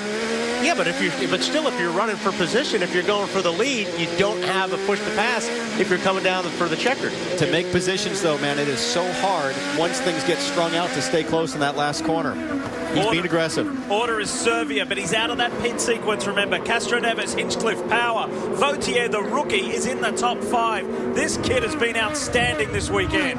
He is already making his mark in the IZOD IndyCar Series. Turn 13, turn 14. And Ryan Hunter-Reay not quite as close to Justin Wilson as he was a lap ago. Trying to edge up on the top 10. Speaking of the top 10, that's where Target Chip Ganassi driver Scott Dixon is. And considering where he started and the weekend he's had, that is a mighty run. Absolutely. He led more laps than anybody else, I believe, here last year. He knows this track extremely well. And he's pushing like crazy to stay with these guys. Doing a good job. 2 red cars together there. Dixon is the first of them. Then the 19 there, that's Justin Wilson, former F1 driver, back to the champ, Ryan Hunter-Reay. Behind him, we pick up Takuma Sato. Just continues to fade back through the field. It'll be frustrating for the Japanese driver. Now this is a space I'm going to watch very closely. EJ Vizo and Takuma Sato. You see Scott Dixon putting the nose up under Marco Andretti, backs off. Another one of the big stories of the offseason, Andretti Autosport expanding it once again to 4 cars. There is son of the owner, Marco, son of Michael. Watch Justin Wilson here. Or Dixon. Oh, wow. He made Justin in there. Now if he can stay there, he's got the spot. Go the long way around. Is there contact? Is he going to get it? Oh. Great driving from Dixon and Wilson. Very respectful. Good hard stuff. Wilson's now trying to make life hard for Ryan Hunter-Reay down into turn 4. Justin Wilson getting very proactive, to borrow Bo Barfield's words there. Driving up the inside, taking the passing lane away from Hunter-Reay. Bo Barfield is the race director. He said an interesting quote to us yesterday. He said, hey, we're talking about starts at turn 1. He said, my job is to get them to the green flag. Once the green flag flies, then it's their job to use their brains, drive sensibly and respectively. And I like that approach, Lee. Let these guys have at it. They're professionals. They'll sort themselves out. Exactly. Serbia still heads this pack. Castro Neves, Hinchcliffe, Power, Vautier, Simona Di Silvestro, Canaan, Jakes, Andretti, and Dixon in the 10. And there are the 4 Andretti Autosport cars I was alluding to earlier. Hinchcliffe is the best of them, and the green machine, the GoDaddy car, has been up the front all the while, Wally. You know, I talked about how competitive this thing is. You know, Serbia was kind of stuck in the middle to the back of this pack, but got track position, and he stayed up front. I mean, he's running really good now. Talked to him yesterday. Really happy with the situation he's in right now with this team, and I think these guys are going to run awfully good. But you know, if he gets a yellow at the right time, this is not going to hurt him at all. Game on. It's game on for him, isn't it? If it stays green, Serbia is going to have to pit, I'm guessing, in about another 4 or 5 laps. But he's keeping up the pace. These guys have fresher tires on behind him. Firestone biggest movers. Of course, Oriol Serbia is right out in front, and then James Jakes and Dixon. And there is one certain skill and attribute that Oriol Serbia possesses, and that is the ability to pass cars. He is one of the best of doing that in this field. Something to be proud of, Lee, but I can tell you, spent a lot of time with Serbia, lives near me back in Los Angeles. What he wants to be best at is winning races. He hasn't done a lot of that the last few years, and this could be a chance today. Hearing reports there may have been contact between Scott Dixon, Marco Andretti in turn 10. Both cars still running strong. This will show us, Wally. He was up there quite a ways. I don't think they made contact. I think he just hit the curb. Hit it pretty hard. One of those awkward situations where Marco in the RC Cola car is looking in his mirror saying, I'm going to leave him room. No, I'm not. No, I'm going to leave him. Scott's seen that happen. Not sure what Marco's doing. Lucky to get through there both unscathed. Here they come again. Yeah, Marco's under big pressure. Look. Yeah. Talk about how hard it is to drive, focusing forward and in your mirrors. You've got to do both at once. You do, but mostly you're focusing forward. It's all about making positions, moving ahead. Now here, Justin's got a little bit better run. Here comes Hunter-Reay squaring off that last corner again. Let's see if he gets on the button. No. Well, he's about out. He's got 2 left. You only get 10 push-to-pass opportunities at this round of the IZOD IndyCar Series. Lee, Justin being smart there, taking the proactive approach, moving over a car width, driving up the inside line. No change at the front. You're not missing anything. Serbia, Castro Neves, Hinchcliffe, 1, 2, and 3. Here goes Hunter Ray. Has another look. Just trying to distract Justin Wilson a little down into 4. Hunter Ray in that bright yellow DHL car saying, let me say, have your mirrors filled with yellow. One of the advantages, by the way, of having a bright color I've found through the years. Fighting, grinding away. Qualifying didn't quite go to plan for the 2012 champ. So now he's having to fight hard. He's down in 12th.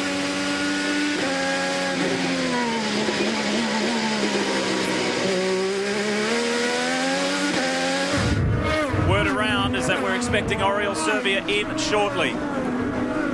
We'll see if that does happen. Oh, Hunter Ray wide. Kevin?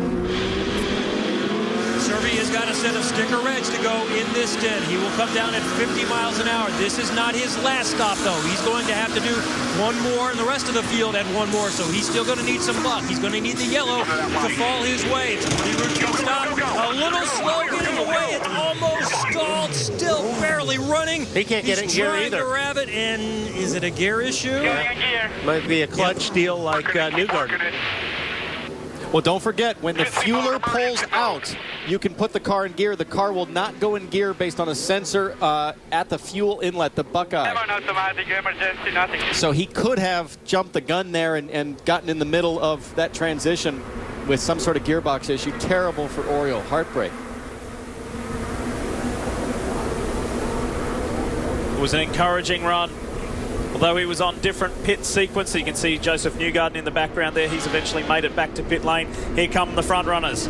So it's Helio Castro Neves, where he likes to be at St. Petersburg, out in front of James Hinchcliffe and Will Power.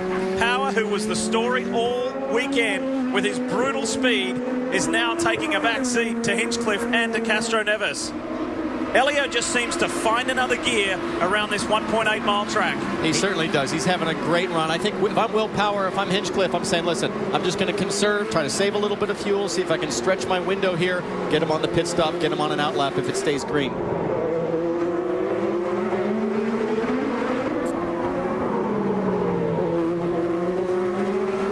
You're seeing the reason why that man there in car number 9, Scott Dixon, is a 2-time winner of this season, of this series.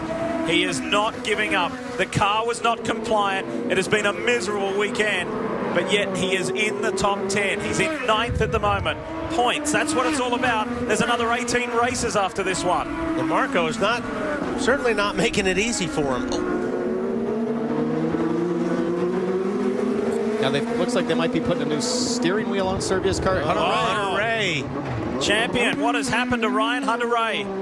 That's out of turn 10, up through 11 and 12. And it turns out there's a throttle issue. He just was on the radio saying the throttle is sticking. So remember, this is a fly-by-wire arrangement. There's not a throttle cable, so to speak. But that is the problem for Ryan Hunter Ray. That's tough. Oh. Yeah, look, and he just... It looked like it just quit running. Was that Graham that got front? Graham Rahal. Graham had nowhere to go. That gave Saavedra a spot. And by the way, they finally thought they had figured out that electrical problem with Graham, and he was finally back up to pace and had picked up a few spots, but now he's going to have to come in and get a new front nose again. And the throttle is stuck open. He had to actually, as soon as he took it out of gear, you can hear it race. So definitely a throttle issue for Ryan Hunter Ray. That's a scary moment. Scary for the guys on the rear tires, sticking your hand in there with the thing in gear. Some of the bravest guys in sports, the guys that go over the wall. 6 men allowed over the wall to work on the car in the IZOD IndyCar Series. So there you go. He's gone a lap down, and bigger problems than that on pit road for the 2012 champion. Title defense not going to plan thus far. But I'll tell you, Lee, if there's one thing that Ryan proved last year, it's in the face of adversity, he doesn't lose his cool. Don't count this guy out at any event. He's going to come fighting back. A lot of electrical problems today with different guys. You know, Graham. For Serbia, he has been unable to grab a gear. He says he can feel it engage, but it just won't stick into gear. So they're looking at the electronics now. And it's not rolling the engine. It's just rolling. There you go. You can hear it from Oriol.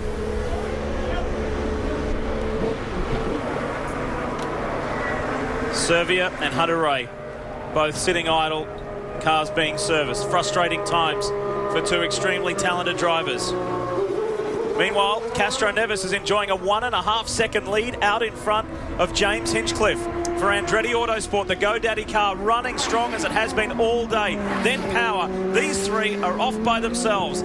Gap back to Tristan Vautier. The rookie is up to 4th. That's as high as he has run in this race. Vautier's doing an unbelievable job. First ever IndyCar race. Very little testing in the offseason. So hard for these rookies to come in here. They just don't get a chance to test. I'm really impressed. Well, we were watching practice the first day, and he was up on top of the charts, or he was in the top 5. It was like, wow, I mean, talk about somebody just taking to it. Hey guys, here's 2011 all over again, but it's in reverse. It's Tony Kanaan and Simona Di Silvestro chasing each other through the streets of St. Petersburg, but TK had the upper hand a couple of years ago. Simona is ahead of her new teammate for the time being.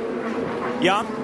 They're trying to get Ryan Hunter-Reay restarted. They just hit the starter, but it was in gear. I could tell by the body English of the team. They kept looking and looking. All of a sudden, they were flailing around the front of the car, thinking they may have found what the issue was with the throttle, but now they can't get it fired up. I noticed that, Jan, when they had the nose off, it was almost like they were checking around the pedal assembly to see if something was hanging up there. Well, there's your answer, because that fired up and he has throttle control. Hunter-Reay back out there, but down 2 laps at least, maybe 3, close to 3 laps down for the 2012 champion. Meanwhile, this fight goes on within the top 10. Within the top 5. Vautier on the inside of Hunter-Reay. Good work from Ryan to see him coming. Difficult situation. You got Hunter-Reay coming out of the pits, trying to figure out, is the throttle going to stick wide open or not? You got the top 5 guys coming right through.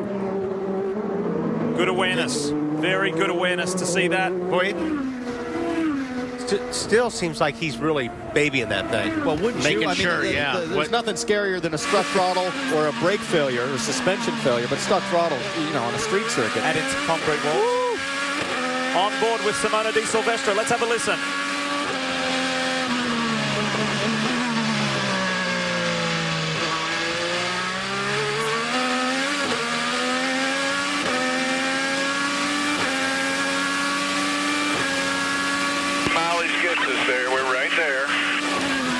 That Southern twang is engineer Gerald Tyler, my engineer in Indy Lights when I won the championship, and in Indy, he's a great guy, super talented, and these two have a great chemistry. He also engineered out Brian Till, who happens to be standing by with Joseph Newgarden. Yeah, Joseph Newgarden didn't want to be talking to us in the middle of the race. He wanted to talk to us after the race with Champagne. Obviously, something in the gearbox put you out. Were you guys able to put your finger on exactly what it was just yet? I don't exactly know. You know, I think they're taking it back now to try and get a better look. Tried to figure it out here in pit lane, but just couldn't get it working. So it's a shame for us. We really just wanted to have a good finish, try and have a decent result coming out of the first round like everyone does, but looks like we're not the only guys having a little bit of bad luck. But it's just a shame for Sarah Fisher Hartman Racing. I mean, you know, we got to try and get some momentum going this year, and I think we will. I'm really excited for the guys. You know, it's been tough trying to figure out a couple of the new things that have been introduced this year, the new tires. It's great to have Firestones. I think they're making great racing, but it's definitely tricky to figure it out. So hopefully it's the only issues we're going to have for the season. Yeah, what are these guys dealing with out there as far as the reds versus the black as Tristan Vautier comes to the pit road? Well, it's very, very difficult between the two. They're degrading a little bit faster on the tires, and the balance is shifting very aggressively, not on both compounds, I should say. So when you're on blacks, you're losing a lot of rear grip really pretty soon, and same thing with the rears. And you're also fighting understeer at the same time, so you're trying to make the front tires work, but you're having the rears go off with it, and very, very difficult balancing act for everyone out there right now. And a difficult pit stop for Tristan Vautier right now. It's taken way too long to work on this stop. The crew going to work right now. This is not what they wanted to see. It looks like they may be looking underneath. Yeah, and they are. The engine cover coming off after such an impressive run. Things going wrong for Tristan Vautier. And for Schmidt-Peterson, Schmidt-Hamilton Racing, both cars having adversity today, but he was up to 4th, as we mentioned not long ago. There is still Graham Rahal's wing, part of his wing still sitting out there on the track. That's been there for numerous laps. Meanwhile, Marco Andretti has resisted the pressure from Scott Dixon and has done a nice job to hold him off. Marco is up to 6th, Dixon running 7th. And as Vautier went to pit lane, we were all looking at each other straight away saying 41 laps to go. He can't go that long on one more tank of fuel, and now we know what the story is. What a shame. It has, however, promoted Simona Di Silvestro to 4th and Tony Kanaan to 5th.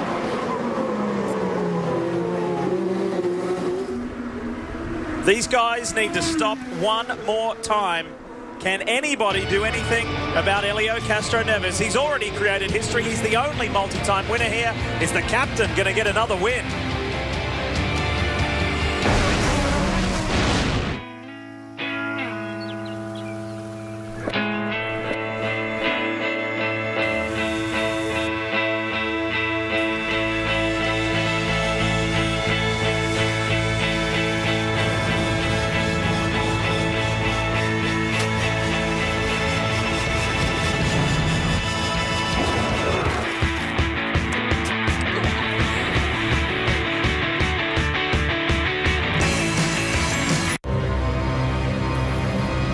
Legendary durability. Impressive mileage. Firestone tires. Whatever you drive, drive a Firestone. Over the years, car enthusiasts have relied on premium-grade Brazilian Carnuba to keep their cars finished looking showroom new. Today, Mother's California Gold Brazilian Carnuba Cleaner Wax embraces and improves upon this tradition with an easy-to-use one-step process. That's why generations have come to trust Mother's signature gloss, unparalleled shine, and durable, long-lasting protection. Mother's Brazilian Carnuba Cleaner Wax. Pure California Gold. Hunt, farm, or trail, Polaris has what you want. Legendary ATVs, led by the powerful Sportsman 850 HO. Value-minded side-by-sides, featuring the new Ranger 800 midsize. And full-size workhorses, including the all-new class-leading 60-horsepower Ranger XP 900. Polaris, hardest working, smoothest riding. Huge rebates and low financing are available right now during the Polaris XP sales event.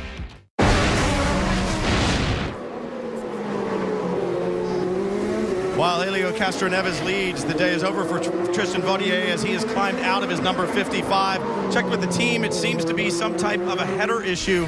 Whatever it is, it cannot be fixed here in pit lane, and his day is done. But right now, he is walking around shaking the hands of every crew member that gave him a car to run with and a car to impress with here in his debut in the IZOD IndyCar Series. As you can see on he and the car, there's sponsorship from Florida Lottery. It has not been a lottery picking this rookie at all. He is outstanding, and I think we're going to be saying his name a whole lot more this year. Justin Wilson now starts to put the pressure on Scott Dixon.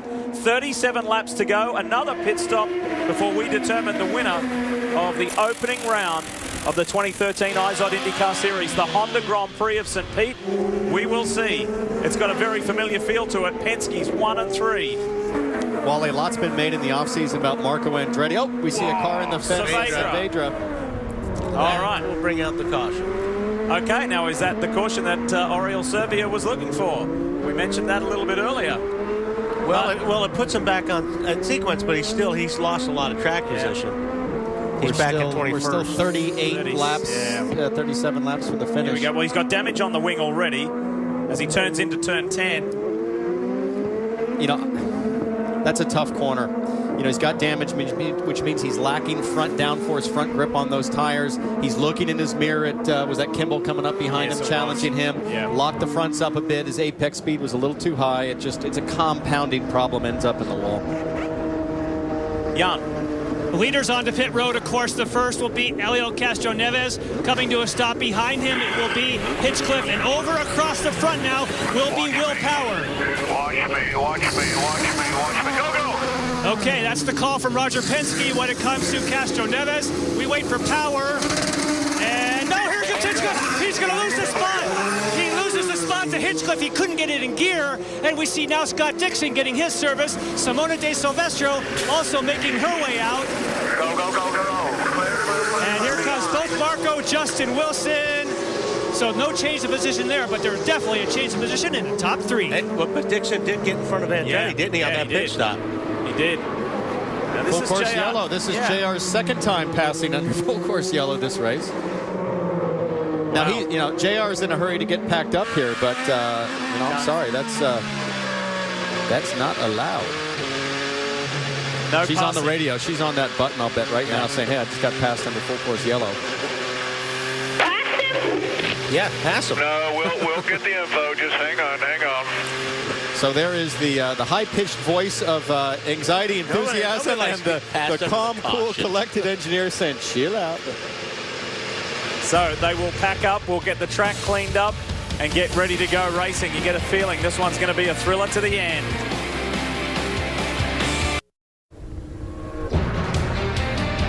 This town has got very used to doing a terrific job at hosting this event. It's the 9th consecutive year for the IZOD IndyCar Series on the streets of St. Petersburg. And always a terrific event. Lots to talk about here as well as we welcome you back to the NBC Sports Network live coverage. Lee Diffie along with Townsend Bell, Wally Dallenbach, Robin Miller, Jan Beekes, Brian Till and Kevin Lee. Glad you could be with us. We are live for the season opener And there is your order, and you'll see when we went to a break that Hildebrand ahead of Simona Di Silvestro. Obviously, GR is not on the same lap as her, but it needs to be addressed at some point because you cannot pass under yellow. Now, when we went to the break, and the reason why we're under this full course yellow is for Dragon Racing's Sebastian Saavedra. This is how it happened several laps ago. Yeah, but look at his wing. Look at the left side. So he's got damage there. When you guys mentioned when he made to go that left-hander, there's no downforce on the front. Now you watch here. And it's got worse. And it got worse. And, I mean, it doesn't look like that much, but I'll tell you what, guys, that's a lot when you don't have that downforce, especially on a left-hander. It's your left wing. Well, especially when you see it sort of delaminate almost and that big flap come up. It's stalling almost the whole left front side of the wing. It's killing the main plane and the other upper element. One of the big stories of this race today is the one and only rookie in this 25-car field, Tristan Vautier. He's with Brian. And Brian, what an outstanding debut. Oh, an outstanding debut. We heard the name Tristan Vautier a lot today. We're going to hear it a lot in the future, I'm sure. I know the day started with a lot of promise. It didn't end up the way you wanted it to, Tristan, but what lessons do you take out of St. Petersburg moving into the second round at Barber? What can you apply there? Well, I think I learned a lot. We can be happy about our weekend. I think the team did a fantastic job, and unfortunately, spare part, the exhaust broke, so there was not much we could control about that. I think we really did well on what was under our control. Car was very strong. It was not using tires, so it was very good. Could be very consistent, and it was a great day, man. I had so much fun. It was so cool to run in those streets, and I just wish I was still out there with those guys battling, but we cannot really be mad at anyone. It's just part of racing, and really happy about our first weekend together with the team. So really cannot be too angry, even if it sucks. And really want to thank Florida Lottery for being on my car this race with the Flamingos. It was amazing, and the whole team for a great job. So we'll go to the next one, and hopefully we can we can have good performances and convert them into results. Yes, Tristan Vautier is a name we'll hear many more times. Jan? With Roger Penske now, first of all, congratulations on holding down the positions you do, but having to take this pit stop now, do you go into super fuel save mode? Well, I think we've been saving fuel all day. We got a pretty idea on how the Chevys are doing, and I think we're in good shape here. It's just a matter of being able to get out a little bit of lead and then be able to start saving fuel, because we're right on the edge, but I think we're good. Were you okay as hard as the two teammates were racing against each other early on in that one segment? Well, we don't have any team orders just so they don't take each other out, but it's always a little dicey when you see them side by side, but it's all good, and I'm so glad the way the cars are running here at the first race, but a lot of time to go. We got a little weather coming in, so we'll see what happens. All right, the captain's going to get a chance to do some more pit strategy, watching weather and fuel. And Wally, what an incredible week this could be, because as of at the conclusion of last weekend's NASCAR racing, the captain led the Nationwide Series, NASCAR Sprint Cup for the first time, and he could be leading the IZOD IndyCar Series all within the 1 week. You have so much respect for Roger Penske and what he's done in motorsports. He's incredible. I mean, he definitely dots the I's and crosses the T's. Well, at this point in time, folks, while we're under yellow, we would like to take this moment to pay tribute to a couple of people. John Cardinal, who was the chief spokesperson for Sonoma Raceway, Infineon Raceway for 15 years. He passed away last Wednesday night. And also Jim Sweeney passed away last night. Jim's son, Rob, is a long-time member of our broadcast crew. Our thoughts are with those two families.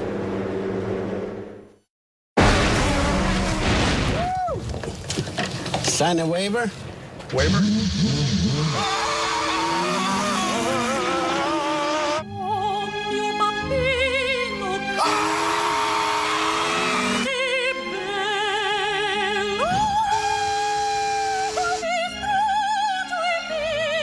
Two seats, one for you and one for racing legend Mario Andretti. The fastest seat in sports sweepstakes. Enter for a chance to start an IZOD IndyCar Series race at shophonda.com. Command has been given. Row 1, let me know. Row 1, hot. Row 2, hot. 3, hot. 5, hot. These cars rolling. Live in-car cameras. 4-in-1 mosaic. Having your heart race as fast as theirs. Here we go. Hey, good green.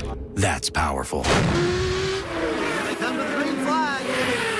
Download IndyCar 13 now, only from Verizon. It was the best day. It was the best day. day. It was the best day because of you. We make a great pair. Great pair. Huh? Progressive and the great outdoors. We make a great pair. Right. Totally. That's what I was thinking. Covering the things that make the outdoors great. Now that's Progressive. Call or click today. Montreal, Boston. One of the NHL's oldest rivalries never lacks intensity. And in recent years, bragging rights belong to the Bruins. But the Canadiens have risen, staring at the top of the Eastern Conference. Price with the save! Epic rivals meet again in a fight for division supremacy. Wednesday night rivalry, Canadiens, Bruins. Coverage begins at 6:30 Eastern on the NBC Sports Network. If you like what you see today, a quick reminder that the IZOD IndyCar Series continues on the NBC Sports Network in just 2 weeks. Looking forward to the Honda Grand Prix of Alabama from Barber Motorsports Park. That's Sunday, April 7 at 3 o'clock Eastern. April 7th, 3 o'clock Eastern. Let's get to Brian Till. Brian? Well, Sebastian Saavedra just standing on the box. I'd heard the crew saying, can you hang on a couple more laps? So the damage to the front had obviously been there for a while. Did you think you were going to be able, obviously, to make it to the next pit stop to change that nose and be back out? I was holding on for dear life, man. You know, it was very unfortunate. I think it was the first yellow that came out. I clipped Viso, damaged my front wing, but we were doing it. We were losing a lot of positions, but I think we could have maintained in a good pace. Unfortunately, I couldn't hold it. You know, that was it. Very sorry for the trip. We got some problem out on the racetrack, so we're going to have to let you go, Sebastian. Leap? Yeah, drama for J.R. Hildebrand. What in the world? We were under Full caution, course right? caution. Under caution. He's already under the gun for passing under the caution. I wonder if he was trying to let Simona by, and that's what happened. Maybe. This will tell us. What? Oh. Who was that? That was Will Power. Oh, boy. That was Will Power. This is the accordion effect. Well, something happened. Look at Well, Power was slowing up to get his tires warm. Hildebrand wasn't watching where he was going. Oh, my goodness. Right over the top of Power's car. Is Will Power's car okay? That's what I'm wondering. Holy cow. And more debris on the racetrack. The drivers are aware of that. That's good. Oh. JR is okay. It was a low-speed incident, but that was awkward. That was... No, for a low-speed incident, there's a lot of damage on that thing. Wild. You see the mirrors broke? The right side mirrors broke. And there's tire rub. There's rub at the back. See the smoke? Yeah, right there underneath the right side of the wing. That's the rear pod rubbing. And he's checking it out now. No, he's going to have to come in. Well, I tell you what, you know how hard it is to drive without a mirror anywhere. Here it is from Will's view. Excuse me. Pardon me. Heck? You know, you hear a lot about distracted driving these days, and we make a lot about the steering wheels. You can see right there on JR's car. Look at the number of buttons and information. It wouldn't surprise me at all if he was looking down at a map setting or some information and just flat wasn't paying attention.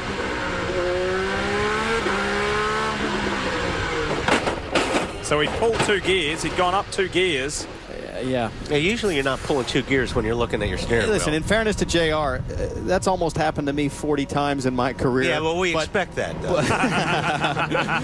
But, man, he'll never make that mistake again, I promise you. And you got to hate it for Will Power. He's going to have to pit. It's going to put him in the back of the stack. And like I said, that mirror thing, that's tough because you drive with your mirrors a lot on these street cars. You're always trying to keep track of what's going on around you. And without that mirror, especially going into like turn 1, the last car, that's an important piece of equipment to have. Yeah, they're going to have to. Yeah, he's going to have to come in. This is going to give us a different perspective. This is the view from Simona Di Silvestra's car. Look up ahead on the right.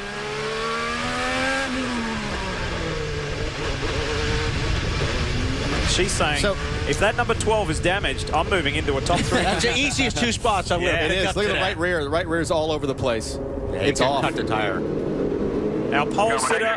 Take your time, Will. Take your time here. We got plenty of time. Don't let that tire come off. Don't let that tire. Take your time.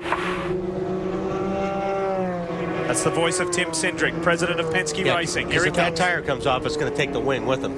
Tell us more, Jan. The reason he's telling him not to be in a hurry is because it's obviously under caution. This will not make a difference for your position. They know they have a fair bit of work to do, and they didn't want to lose that on pit road. They go for two areas on the car, obviously, the right rear, and then they're working on the mirror as well. It's my understanding the rules do not allow you to run without a mirror. So even if you wanted to, by rule, you must have two working mirrors, and now he does. That's a quick fix on that mirror. I was watching the right rear. How did they get a mirror on that car so fast? So Will do some checking now, as he does.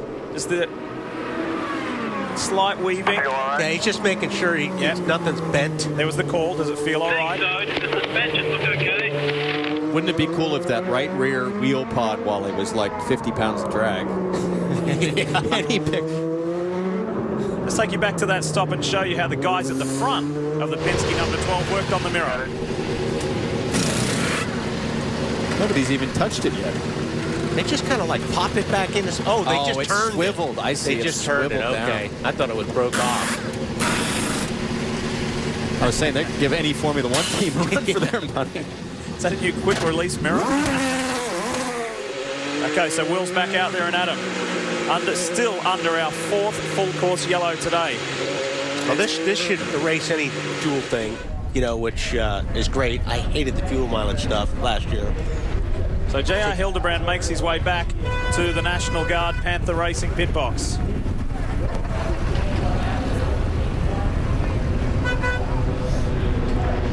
It has been a tough day for him for a variety of reasons.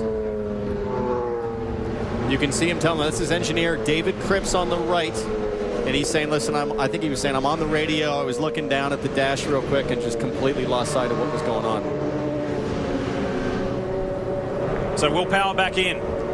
Is this for something that doesn't quite feel right? Fix this mirror right. I think they're just going to double check everything. The mirror may be off a little bit.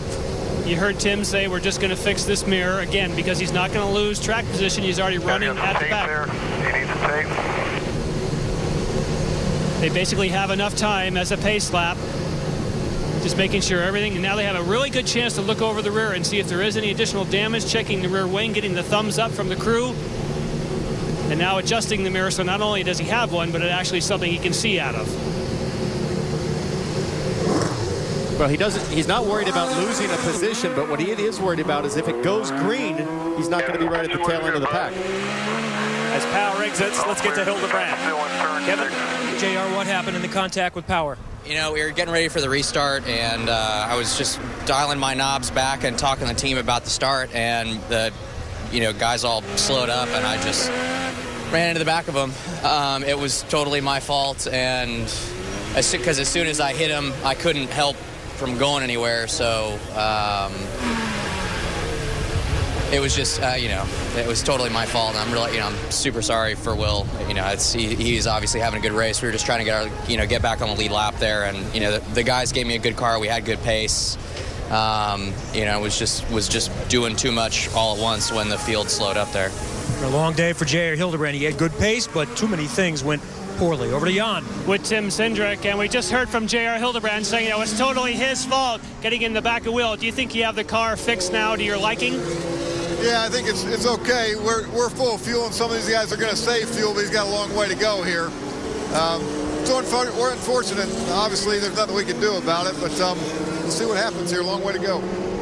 But you don't feel there's any necessarily speed damage, anything at the rear that's going to slow him down? I don't think so. We just cut the rear pod off of there, and obviously it did its job, but cut the rear tire. We just changed it out, and we'll see how it goes. The suspension looks good.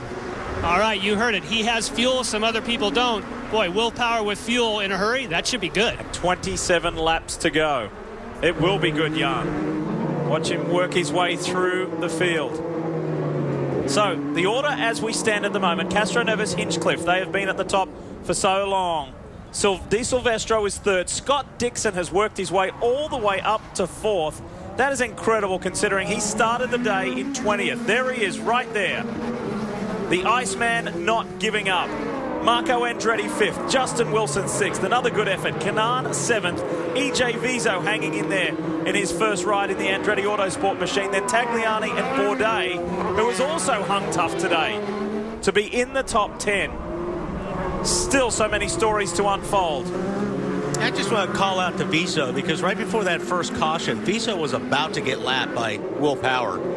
How much does Hinchcliffe want this. Hinchcliffe's got to do it now. If he's going to take the lead, this is the time to do it on the restart. Here goes Marco up the inside of Scott Dixon. He wants that position back, and he's got it. The RC Kohler car slots in there right behind Simona. And Hinchcliffe is going to get it. Wow, Elio made a mistake at turn 1. Hinchcliffe is the new race leader. That's when you got to do it on these restarts. Elio made just a little bit of mistake, and boy, Hinchcliffe capitalized on it. Inside goes Kanan on his old teammate Marco Andretti. This may not end well. They're trying to give each other room, and they do. Nice one. Justin Wilson had a good look at that. Then EJ Viso tucks in behind him. Good stuff at the restart. Giving each other room, clean racing. Doesn't get any better than that. You know, Wally, right before the break, we see Tony Kanaan sticking it in on Dixon. Oh, can he make the corner, though? He just makes it. Great pass. Here comes Marco. Good scrapping on this lap, building back up to speed. Marco made a great decision there to back out on that fast chicane. That is single file through there. Let's see what happens on this critical front straight. And Elio will be kicking himself. Castro Neves will not be happy about turn 1 at the restart there. And Marco makes a very easy move on Scott Dixon. Dixon tries to respond, but he's not close enough. Marco certainly made an easy move. Helped a lot by push to pass. He was on the button. Bourdais and Carpenter. And then back to Takuma Sato, who's just fallen through the field all day. Trying to get his way back up into the top 10 at least. And Will Power, he is in 14th at the moment. We'll continually update that for you. There's the Verizon car. How high can he climb?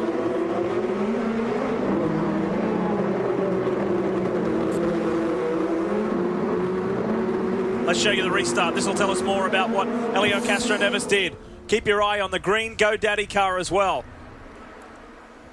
Down into 1. Castro Neves just got sideways, and that was how he actually pulled that off on Power. But this time it got a little bit too loose getting into the corner, just enough for Hinchcliffe to capitalize on it. Braking for turn 1 on a restart is a game of chicken. Who's going to brake later? There, Castro Neves broke too late. Simona got it just right. And Marco Andretti got up inside of Dixon, but then he gave it back up. You see Marco up the inside. And what Dixon does is say, okay, I'll give you the inside. I'll stay outside because it's going to give me the inside position at the very next corner.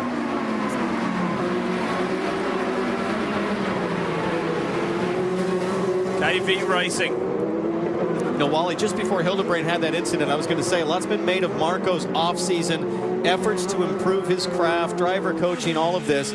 I mean, so far today, this is about as strong as we've seen him in a while on a street circuit. And I always thought Marco would be really, really good at this type of racing. His aggressive style, I always thought he really would shine on these street courses, and he's doing a good job today. He got his first professional win here in Indy Lights, in Firestone Indy Lights. So he likes this place, and he was looking forward to it. He's been running and training incredibly hard in the off-season, in addition to what we mentioned earlier about the driver coach in England, Rob Wilson, who has trained a laundry list of drivers. My right leg. From Kimi Räikkönen down. Hole in the front nose.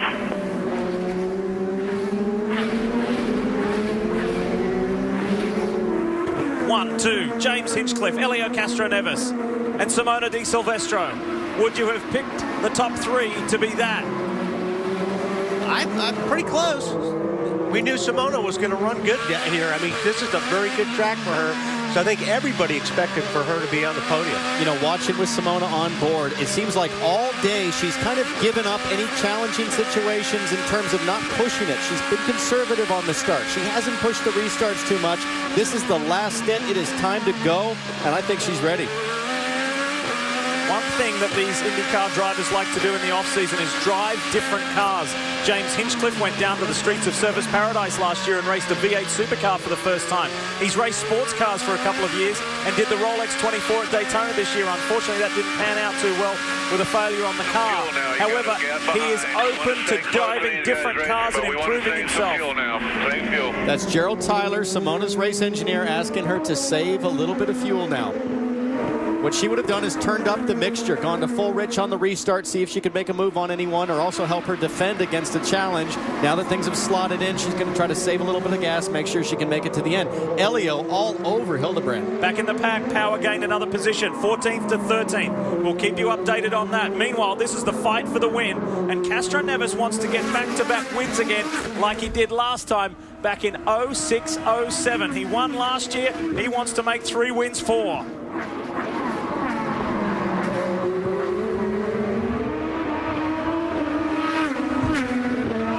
Love this section of the track.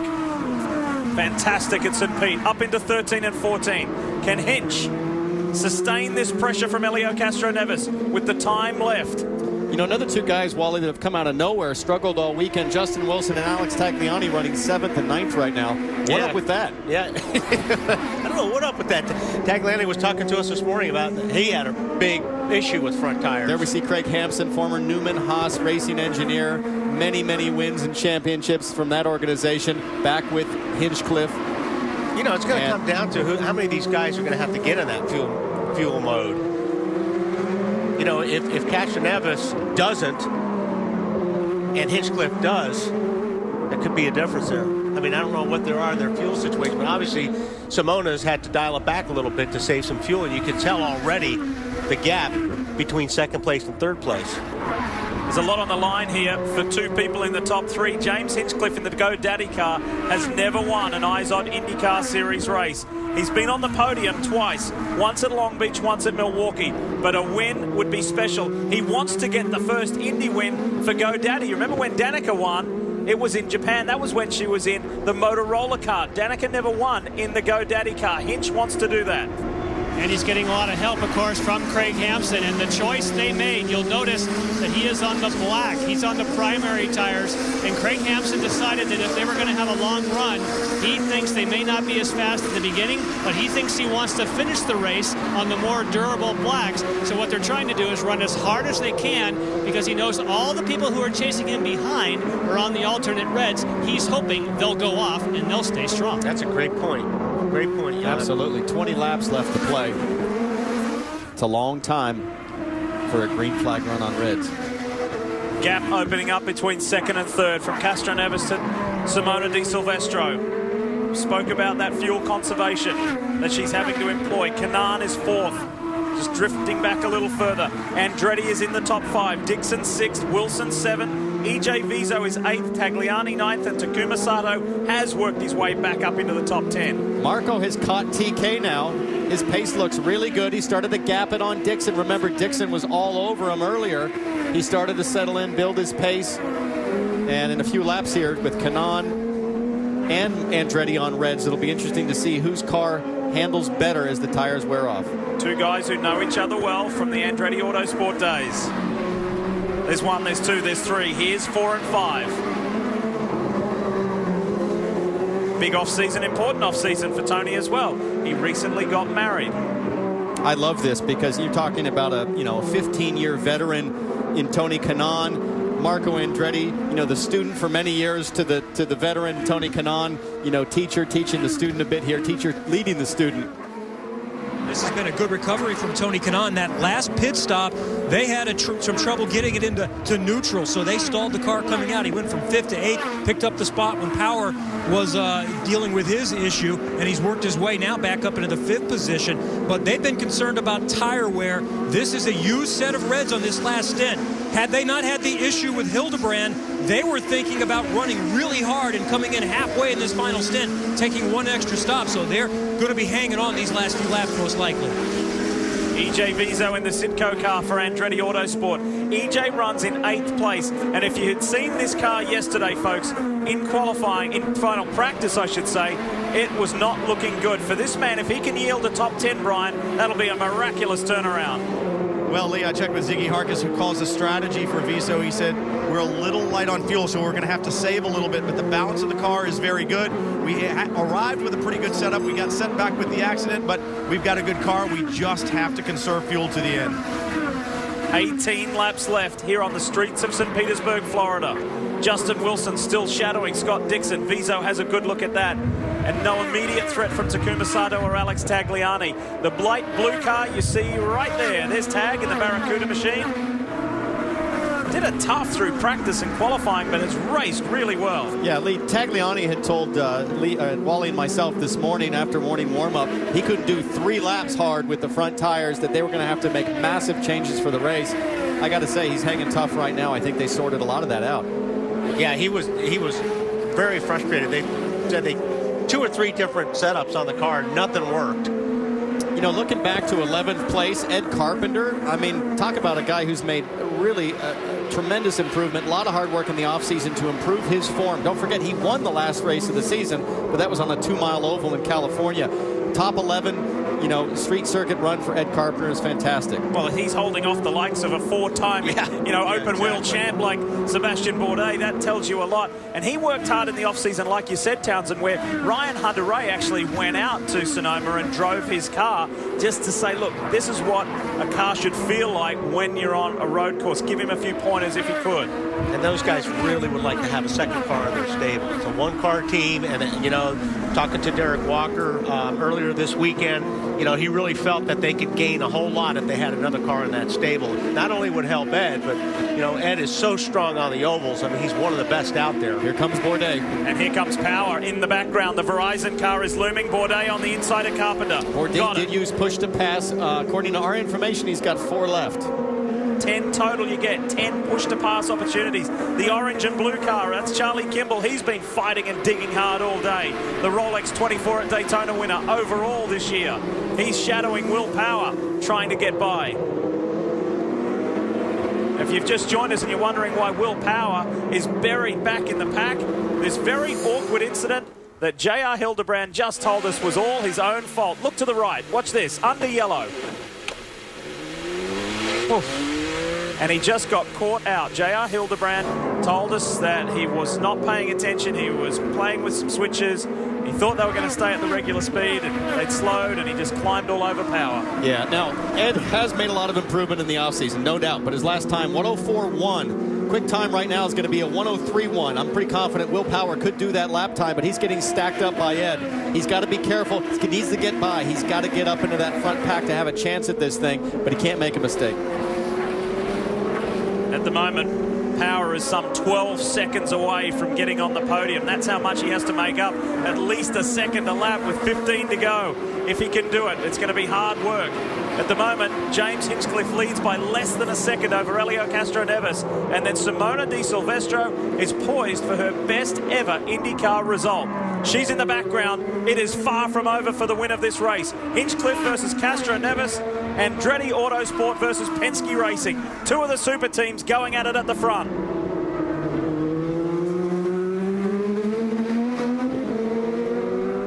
And this is where you would think the Reds would start to fall off. Just going to say that. Yeah, we could be in that crossover, but I'm impressed that Castroneves is just only gained here.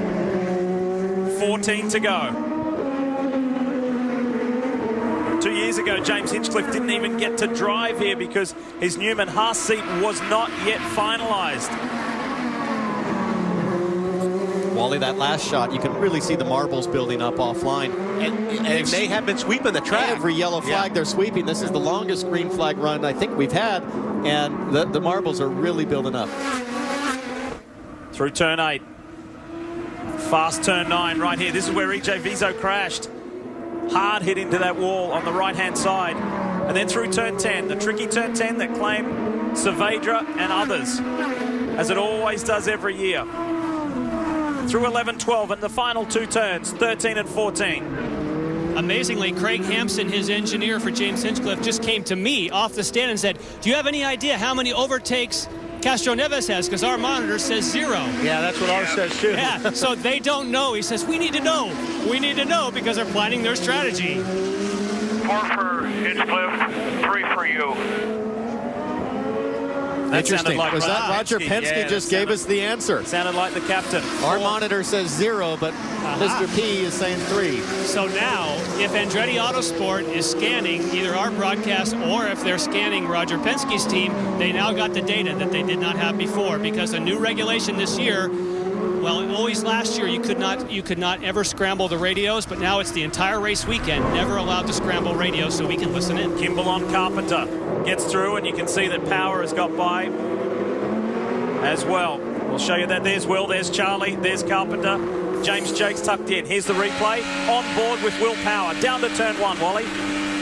He just drives down in there I mean, we've been seeing this all day down here with these guys. It's the best place on the racetrack to make your pass. But you've got to get off that last corner good, unless you're going to use the push to pass. I'm not sure if Will did on that one. Well, you can hear him just nick the rev limiter at the top of the rev range. Just so a little bit deeper. That's how close the gearing is. I'm going to look for what is Will Power's lap time going to be on this clean lap that he gets. That'll give us a really good indication of if he's got a chance to break into the top 5. The yellow car is Graham Rahal in the Midas machine. He is trying hard to get up into the top 15 to get by his teammate James Jakes and then mix it up with Ed Carpenter. It's been a frustrating weekend for the man who won here and is the youngest ever winner in the IZOD IndyCar Series history. Counting him down, 12 to go.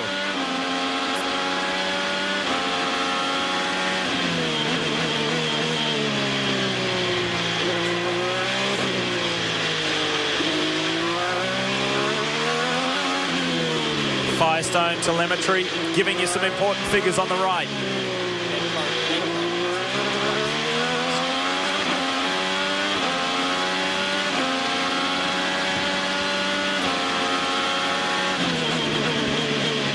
Here we go, pass for the leader, an attempt at least. Elio thought about it on the inside, wasn't quite close enough to James Hinchcliffe.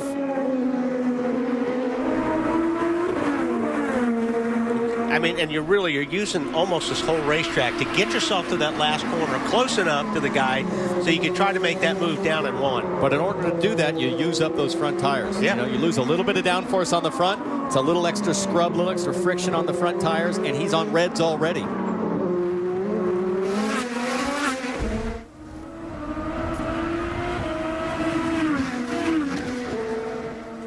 So we're still showing Hinch at 4 push to passes left. If I'm him, I'm thinking, man, if I can get to 4 to go, I'm going to use one every lap on that front straightaway. Counting him down when they cross the line. We'll have just 10 laps remaining in the season opener. For the man in the green machine, the GoDaddy car, James Hinchcliffe, the Canadian, spent Tuesday with the Toronto Blue Jays at batting practice, part of spring training. So maybe that got his week off to a good start. One thing Hinch told me a couple days ago is that in addition to the driver coaching Hinch got mind coaching, mental coaching. He's using every bit of that information right now. He's great for the sport. He's a cool young guy. He's very good with the media. He does TV work as well. He's prepared to drive a variety of cars and learn and round himself as a driver and grow.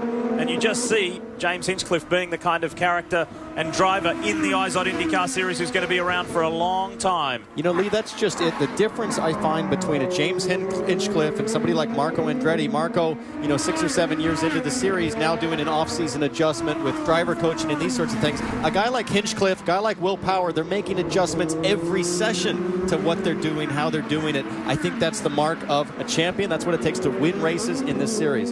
Something that's going to get a little interesting here is if Tony Kanaan can bridge that gap to his teammate Simona Di Silvestro. She's in fuel save mode to get to the end over these final 9 laps, but TK is getting closer and closer. And it's affecting the way she's driving. In that last corner, I saw her carry a little oversteer. She clipped the apex curb ever so slightly with her right front. That's a sign of a driver that's pushing as hard as they can and maybe stepping over the bounds, maybe for the first time this weekend, Wally. Yeah, well, that's exactly right. I mean, she's been so smooth and methodical all race long. Now, all of a sudden, we're getting down to time. She's seen her mirrors fill up with her teammate. So hard to do, though. They're taking horsepower from her with the fuel, and she's got to make it up somehow. Go fast, but save fuel. This morning, Simona was just 23rd in the warm-up, making people wonder, is there an issue? Gerald Tyler told me, said, no problems at all. We just wanted to use a used set of tires and see how long they would last, and they were very pleased with that for a long time. But you can hear Gerald Tyler there, and I think we heard Simona a moment ago. They may be wearing a little bit, and I know right behind her, Tony Kanaan, as I mentioned, has been concerned about those tires. Also hearing everybody still saving a little bit, but it sounds like everybody's going to make it. Brian? I just checked with Jimmy Vasser. I asked him about Tony Kanaan. He said, we can run pretty strong. We can't run full, Rich, but we can run pretty strong. So we're not having to conserve a whole lot. And he looked at me and gave me a wry smile and said, we've got 2 push to passes left as well. You may have heard that radio transmission. Simona Di Silvestro saying to Gerald Tyler about rear tires, and she's falling into the clutches of her teammate. And what Gerald said, Lee, was that the rear tire pressures are indicating high. There's telemetry coming off the cars indicating what the current tire pressure is. Talked to Gerald before the race. He said it's very difficult to hit the right pressure numbers. It's the hardest thing about his job in terms of making decisions for this car. And higher pressures mean loose. That's right. You're not going to have as much grip in the rear as you would if the pressures were down where they need it to be. 7 1/4 laps left to run here. The Canadian James Hinchcliffe leads the Brazilian Helio Castroneves, and the Swiss driver Simona Di Silvestro is in third. She's never had an IZOD IndyCar Series podium before. So much on the line for 2 people in the top 3. Hinch going for his very first win. He's got to hang in there for 7 more laps. He's got to hang in there, and Castroneves is hanging in there with those red tires. It's really amazing that he hasn't seen the tire wear. Now, Simona, on the other hand, has the tire pressure issue and is clearly losing the back end of the car lap after lap. But Castroneves was awfully good on the blacks as well. If you remember, he made the pass on Will Power on those black tires. So his car's working on either right now. I just saw Hinch get a little loose there under Power with the blacks. I mean, should we really be surprised that Penske's got good tire wear? Yeah, no, we shouldn't be. But I also think, you know, Hinchcliffe is giving it everything he's got right now, too. I mean, it's getting down to where he can smell a victory. So now he has used one push to pass. Oh, no. Power. That looks like turn 4 runoff. Oh, and that could be marbles on the tire, or it could be damage. This will tell us. Wait, now is there a drum with that right rear? I believe there's a problem with the right rear. Now. There is now, yeah.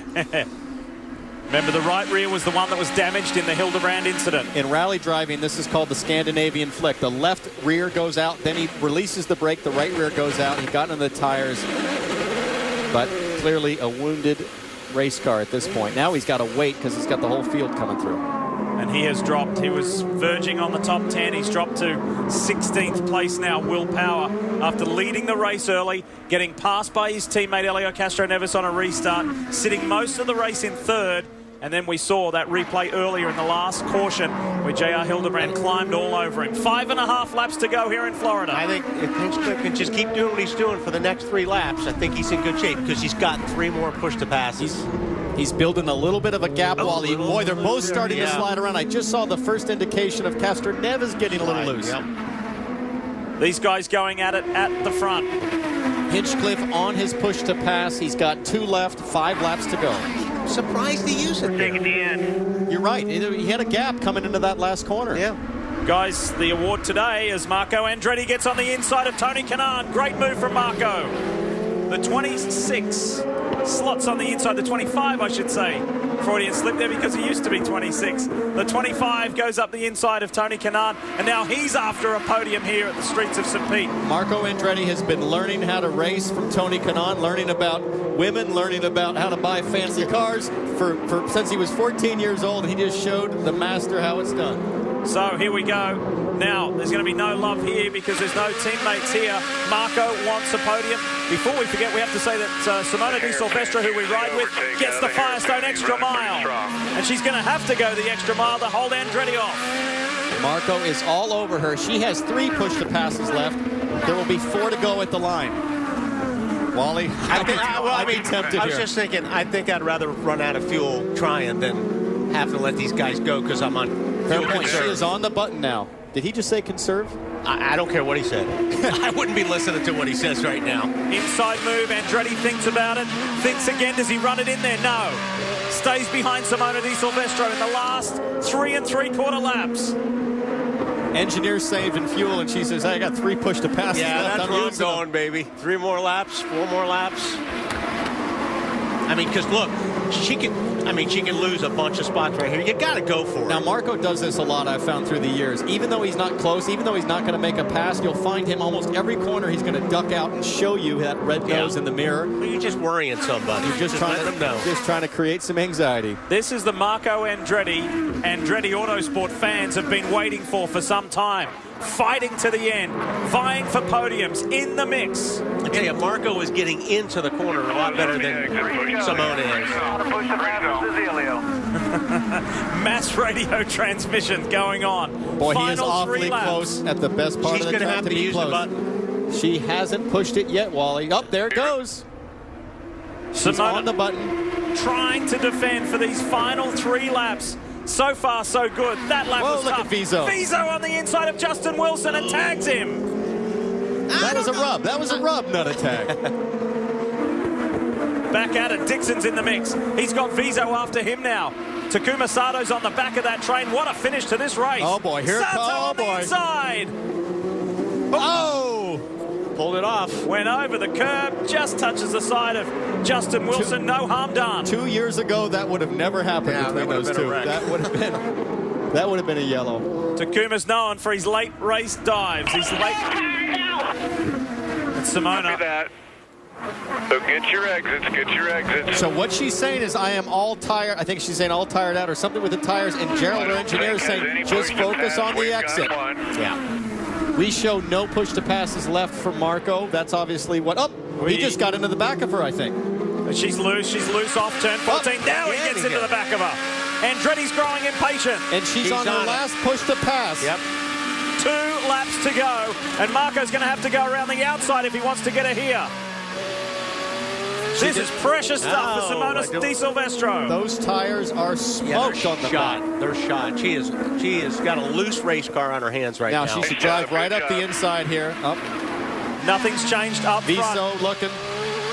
It's still Hinchcliffe. In fact, he's edged out a little bit. Hinchcliffe's got a 1 second lead. Look at Meanwhile, Simona. Simona's got her hands full. She's driving a forklift right now. That's what it feels like. The rear tires are steering the car with her throttle. Hang on, can she, for 1.5 more laps for her first IndyCar podium? You know Marco's going to go for it somewhere. There he is. He's just showing a nose, just trying to get in her head. Now, she has no push to passes left. If Marco can stay close, this is going to be his best chance to make a pass. And she should run down the inside of the racetrack. Oh, she's gone wide. There it goes. Marco gets it. Tony might get up the inside. Kanan looking to get there. Simona now back in fourth and fighting to stay in fourth. Kanan sweeps around the inside and gets it. So from third to fifth in a matter of a corner. Viso on Dixon. Not enough. Look at Viso, so well behaved, making good decisions today. He now knows he's got a car under him that can get the job done. We're on our way home. Final lap. James Hinchcliffe has a 1.1 second lead. Sato on Wilson. Done. Wow. That was a good move. Great move. Good driving too by Justin, because he said, I don't want any part of this. I think Justin knew that was coming. Yeah. James Hinchcliffe is on his way to his very first win in the IZOD IndyCar Series. He's been on the podium twice before, but the mayor of Hinchtown is now an IndyCar Series winner. GoDaddy goes to victory lane. It's not over for the final positions in the top 10 though. Simona is trying to hold off Scott Dixon. She wants a top 5. Marco will get a podium behind Elio Castro Neves. Oh, look at her get sideways. It's going to be a sprint to the line. Has Dixon got it? Has he got the run? 3-1 across the line. I think Dixon did get it. Who got it? Wow. Scott Dixon. That was a gutsy effort. He started 20th, and Scott Dixon comes across the line behind Tony Kanaan in 5th place. There's Kirsten. That's James Hinchcliffe's girlfriend. Delight for the Andretti Autosport pilot. Wow. Wow. Fantastic. Hey, James, I really like James 2.0. Go to map 8. Well done, James Hinchcliffe. You did a great job. You did every veteran thing we needed today. Fabulous job. I think Andretti Motorsports has made a statement that they are here to stay. Here we go. Look at this. Scott Dixon in the middle in the red car. Viso on the far left. Simona on the right. And that tells you the story as to why Scott Dixon got it. Fantastic. Run right to the line. What a drive by Dixon. Yep. With all the hardship on setup to come back. Watch that guy this year. He's going to be tough for the championship. To Jan Beekes. Jan? And what a debut for his engineer. Nice first race, a reunion with you and James. Yeah, fantastic. Just so lucky to land here with the Andretti Autosport crew, the GoDaddy car. A great driver. You know, it was really late me coming into the program, so the speed of the car doesn't have a ton to do with me, but James did a great job today. You know, I was talking to him this morning. I said, I'm eager to see James 2.0. I wanted to see him do better on restarts than his rookie year and save fuel better than his rookie year and save the tires better, and he did every veteran thing I needed today, and I just couldn't be more pleased to be part of this good team. Yeah, but you made a veteran call going with blacks on the final stint. You know, we actually figured that out in qualifying yesterday. We did the first session of qualifying and was like, good Lord, these things wore out in like 4 laps. I think the Penske seemed like they could take care of the Reds a little better than us. If we had run Reds the last stint, we would have looked like Simona did out there, and I didn't want to be that guy. All right, let's call you Craig Hampson 3.0. Nice job. Kevin? Simona Silvestro just pulled into her spot, and Di Silvestro got a great hand from the fans and supporters here along pit lane as she was just hanging on, as the guys in the booth were talking about. No tires left. We'll talk to her coming up in just a few moments. It's not her best finish. She got it here at St. Pete a couple of years ago, but it's certainly one of her best drives. Yeah, that was a gutsy drive to hang on, and she almost got there. But still terrific points. Simona finishes 6th. But the Mayor of Hinchtown, James Hinchcliffe, is your winner. We'll hear from him when we come back. You're watching NBC Sports Network's coverage of IndyCar, brought to you by Honda, an official vehicle of the IZOD IndyCar Series.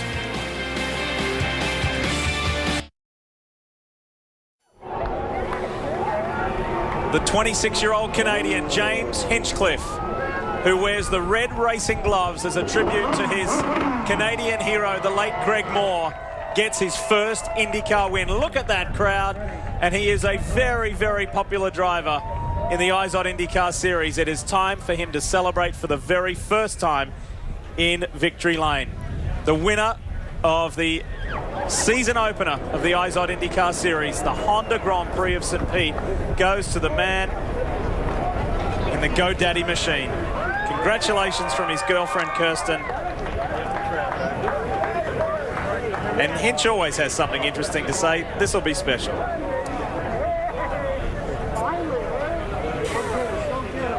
It's a pretty emotional time, too. He works hard. Well, there's nothing like your first win. Nothing like it. I mean, it really is. It's not just working hard in the offseason. For any racing driver, it's years of just getting to IndyCar and the blood, sweat, and tears of the lower levels, and then to make it and then to win. The pressure that comes off your shoulders when you get that first win. Absolutely.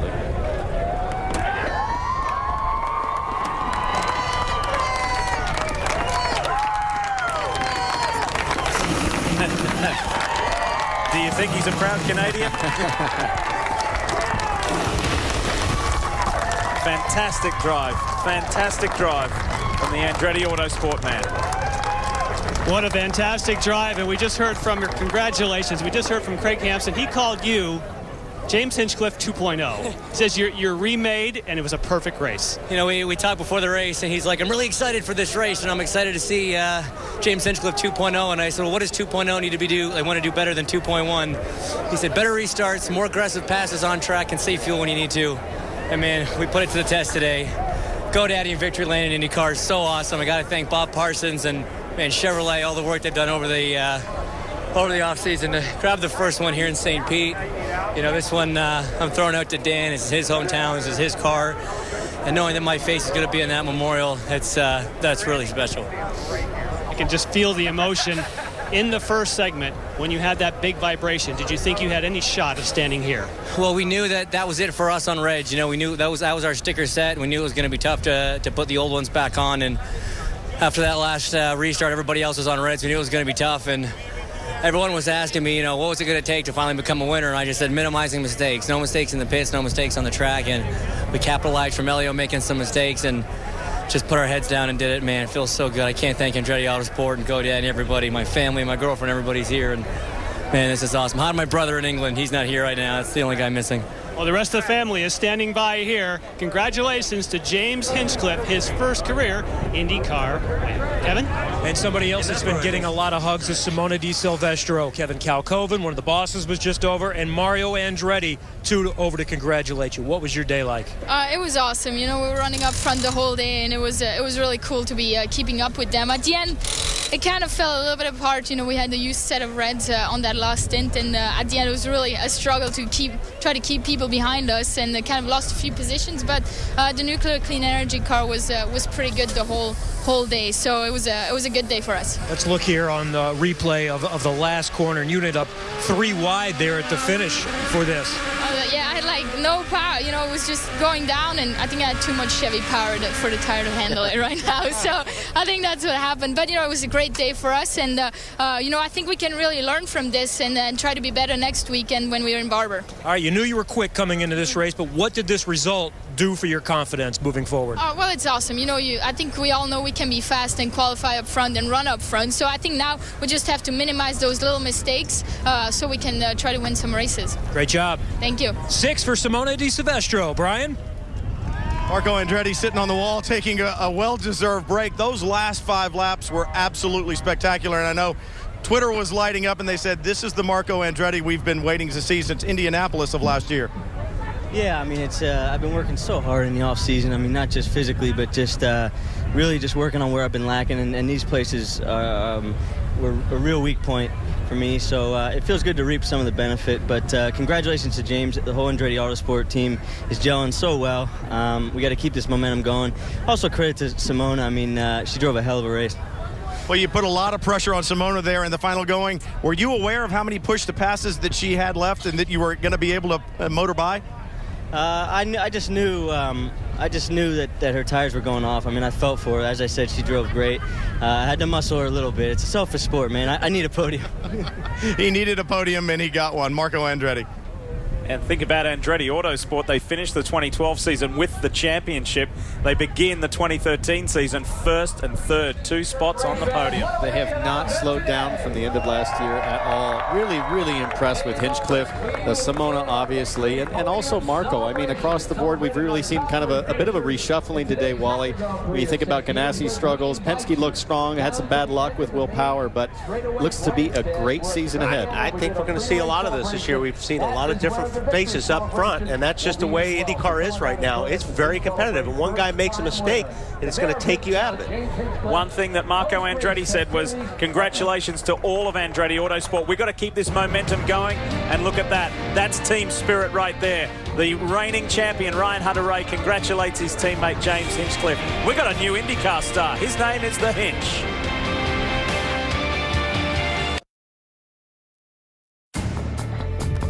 Back to St. Pete, wrapping things up. This man here, Elio Castro-Neves, with his daughter, Michaela, and partner, Adriana. He was going for 4 wins, but he couldn't quite get there. And James Hinchcliffe, achieving his first IndyCar Series victory. We know that some of you have turned on to watch F1. That is coming up as soon as we are finished. Here to Brian. Elio Castro-Neves standing here, and I can tell he's tired, but there's a little bit of dejection on your face as well. You just said, if you had told me on Friday we would have finished second, I would have gone for it, but I think you thought you had a better car than that when you got to the race time. Absolutely. I mean, Hitachi car was just awesome. Everything was so good. Team did a hell of a job. You know, Jonathan, John, especially Roger, first race with me. Not bad for second place, but feel terrible for just a small mistake. And no pun intended, I mean, Hinch was really good towards the end. He was pushing very, very hard. I was pushing him on the Reds, and hell of a job for him. But this second place feels a little bit better. And what a great way to start the season, as competitive as the entire series is. When you look back through your career, I'm sure you can remember other times that it was competitive, but this has got to give you, looking forward, you got to think, hey, I've got my work cut out for me. Oh, no question about it. I'm happy inside. Obviously, but when you have a car like that, sometimes you can't miss opportunities like that because the series is so competitive. Qualifying, we made a little mistake, ended up putting us in 5th place. So I said, that's it. Now we just got to keep going. And unfortunately, another one. But we just got to keep pushing. And like you said, for championship, great points. And a long way to go. Let's head to Kevin. Perfect timing. The race is over. The raindrops are just starting to fall. Tony, you promised me before the race that you're going to make up what you thought you should have had in qualifying. Took you 4 laps to get those 4 spots back. Yeah, I promised you on the start, so I was. I can tell you next time I'll try to keep my promise a little longer. But no, what a great race, great battle with Marco. Extremely happy about the KV racing team. I think 4th and 5th felt so bad for Simona towards the end. I mean, it was going to be her first podium, and I'm actually glad that I wasn't the one that didn't spoil it for her. But, we had a solid car. And a little bit of mishap on the pit stop. The car actually died on me, so we lost a few positions. I think we could have finished on the podium if I hadn't lost those 3 positions on the last stop. But great race, and let's move forward. Good result for Tony Kanaan. He finishes 4th here today. Jan?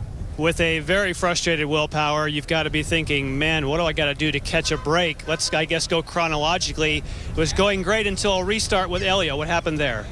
Well, yeah, the restart, Elio just took off 2nd place. I keep talking to Bo about it, saying, what are we going to do about 2nd place just taking off? You know, he lost me a championship last year when he allowed Hunter Ray to do it, but he just keeps allowing people to do it.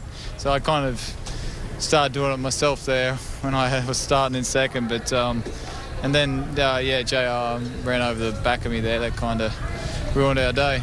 Here's some of the footage of that from Simona Di Silvestro. Now, he did come to talk to you moments ago? Yeah, he said, I mean, he was just looking down his steering wheel and, you know, it's just a mistake, man. You know, it just happens. And, whoa, yeah, it would be bad if he was going any faster. It still seems as though he can run up on the back wheels, but at least everyone's okay. And 16th here, not a good day, but keep fighting on. How do you get yourself motivated? I know that you wanted to just kind of put things behind you here and have something go your way. You just keep pressing on? Yeah, I would love to have a race go my way. I can't actually think of the last time that happened. That might be Brazil last year. Might be the last time I actually had a race go my way. So, yeah, I would love to have a good day. Well, we appreciate your speed and your honesty. Thanks. Thank you. Yeah, it was a tough day for several of the big names. Power 16th, Ryan Hunter-Ray 18th, and Simon Pagenaud, last year's Rookie of the Year, 24th. But it was a magical day for James Hinchcliffe. We'll be back to wrap things up. See you in a moment.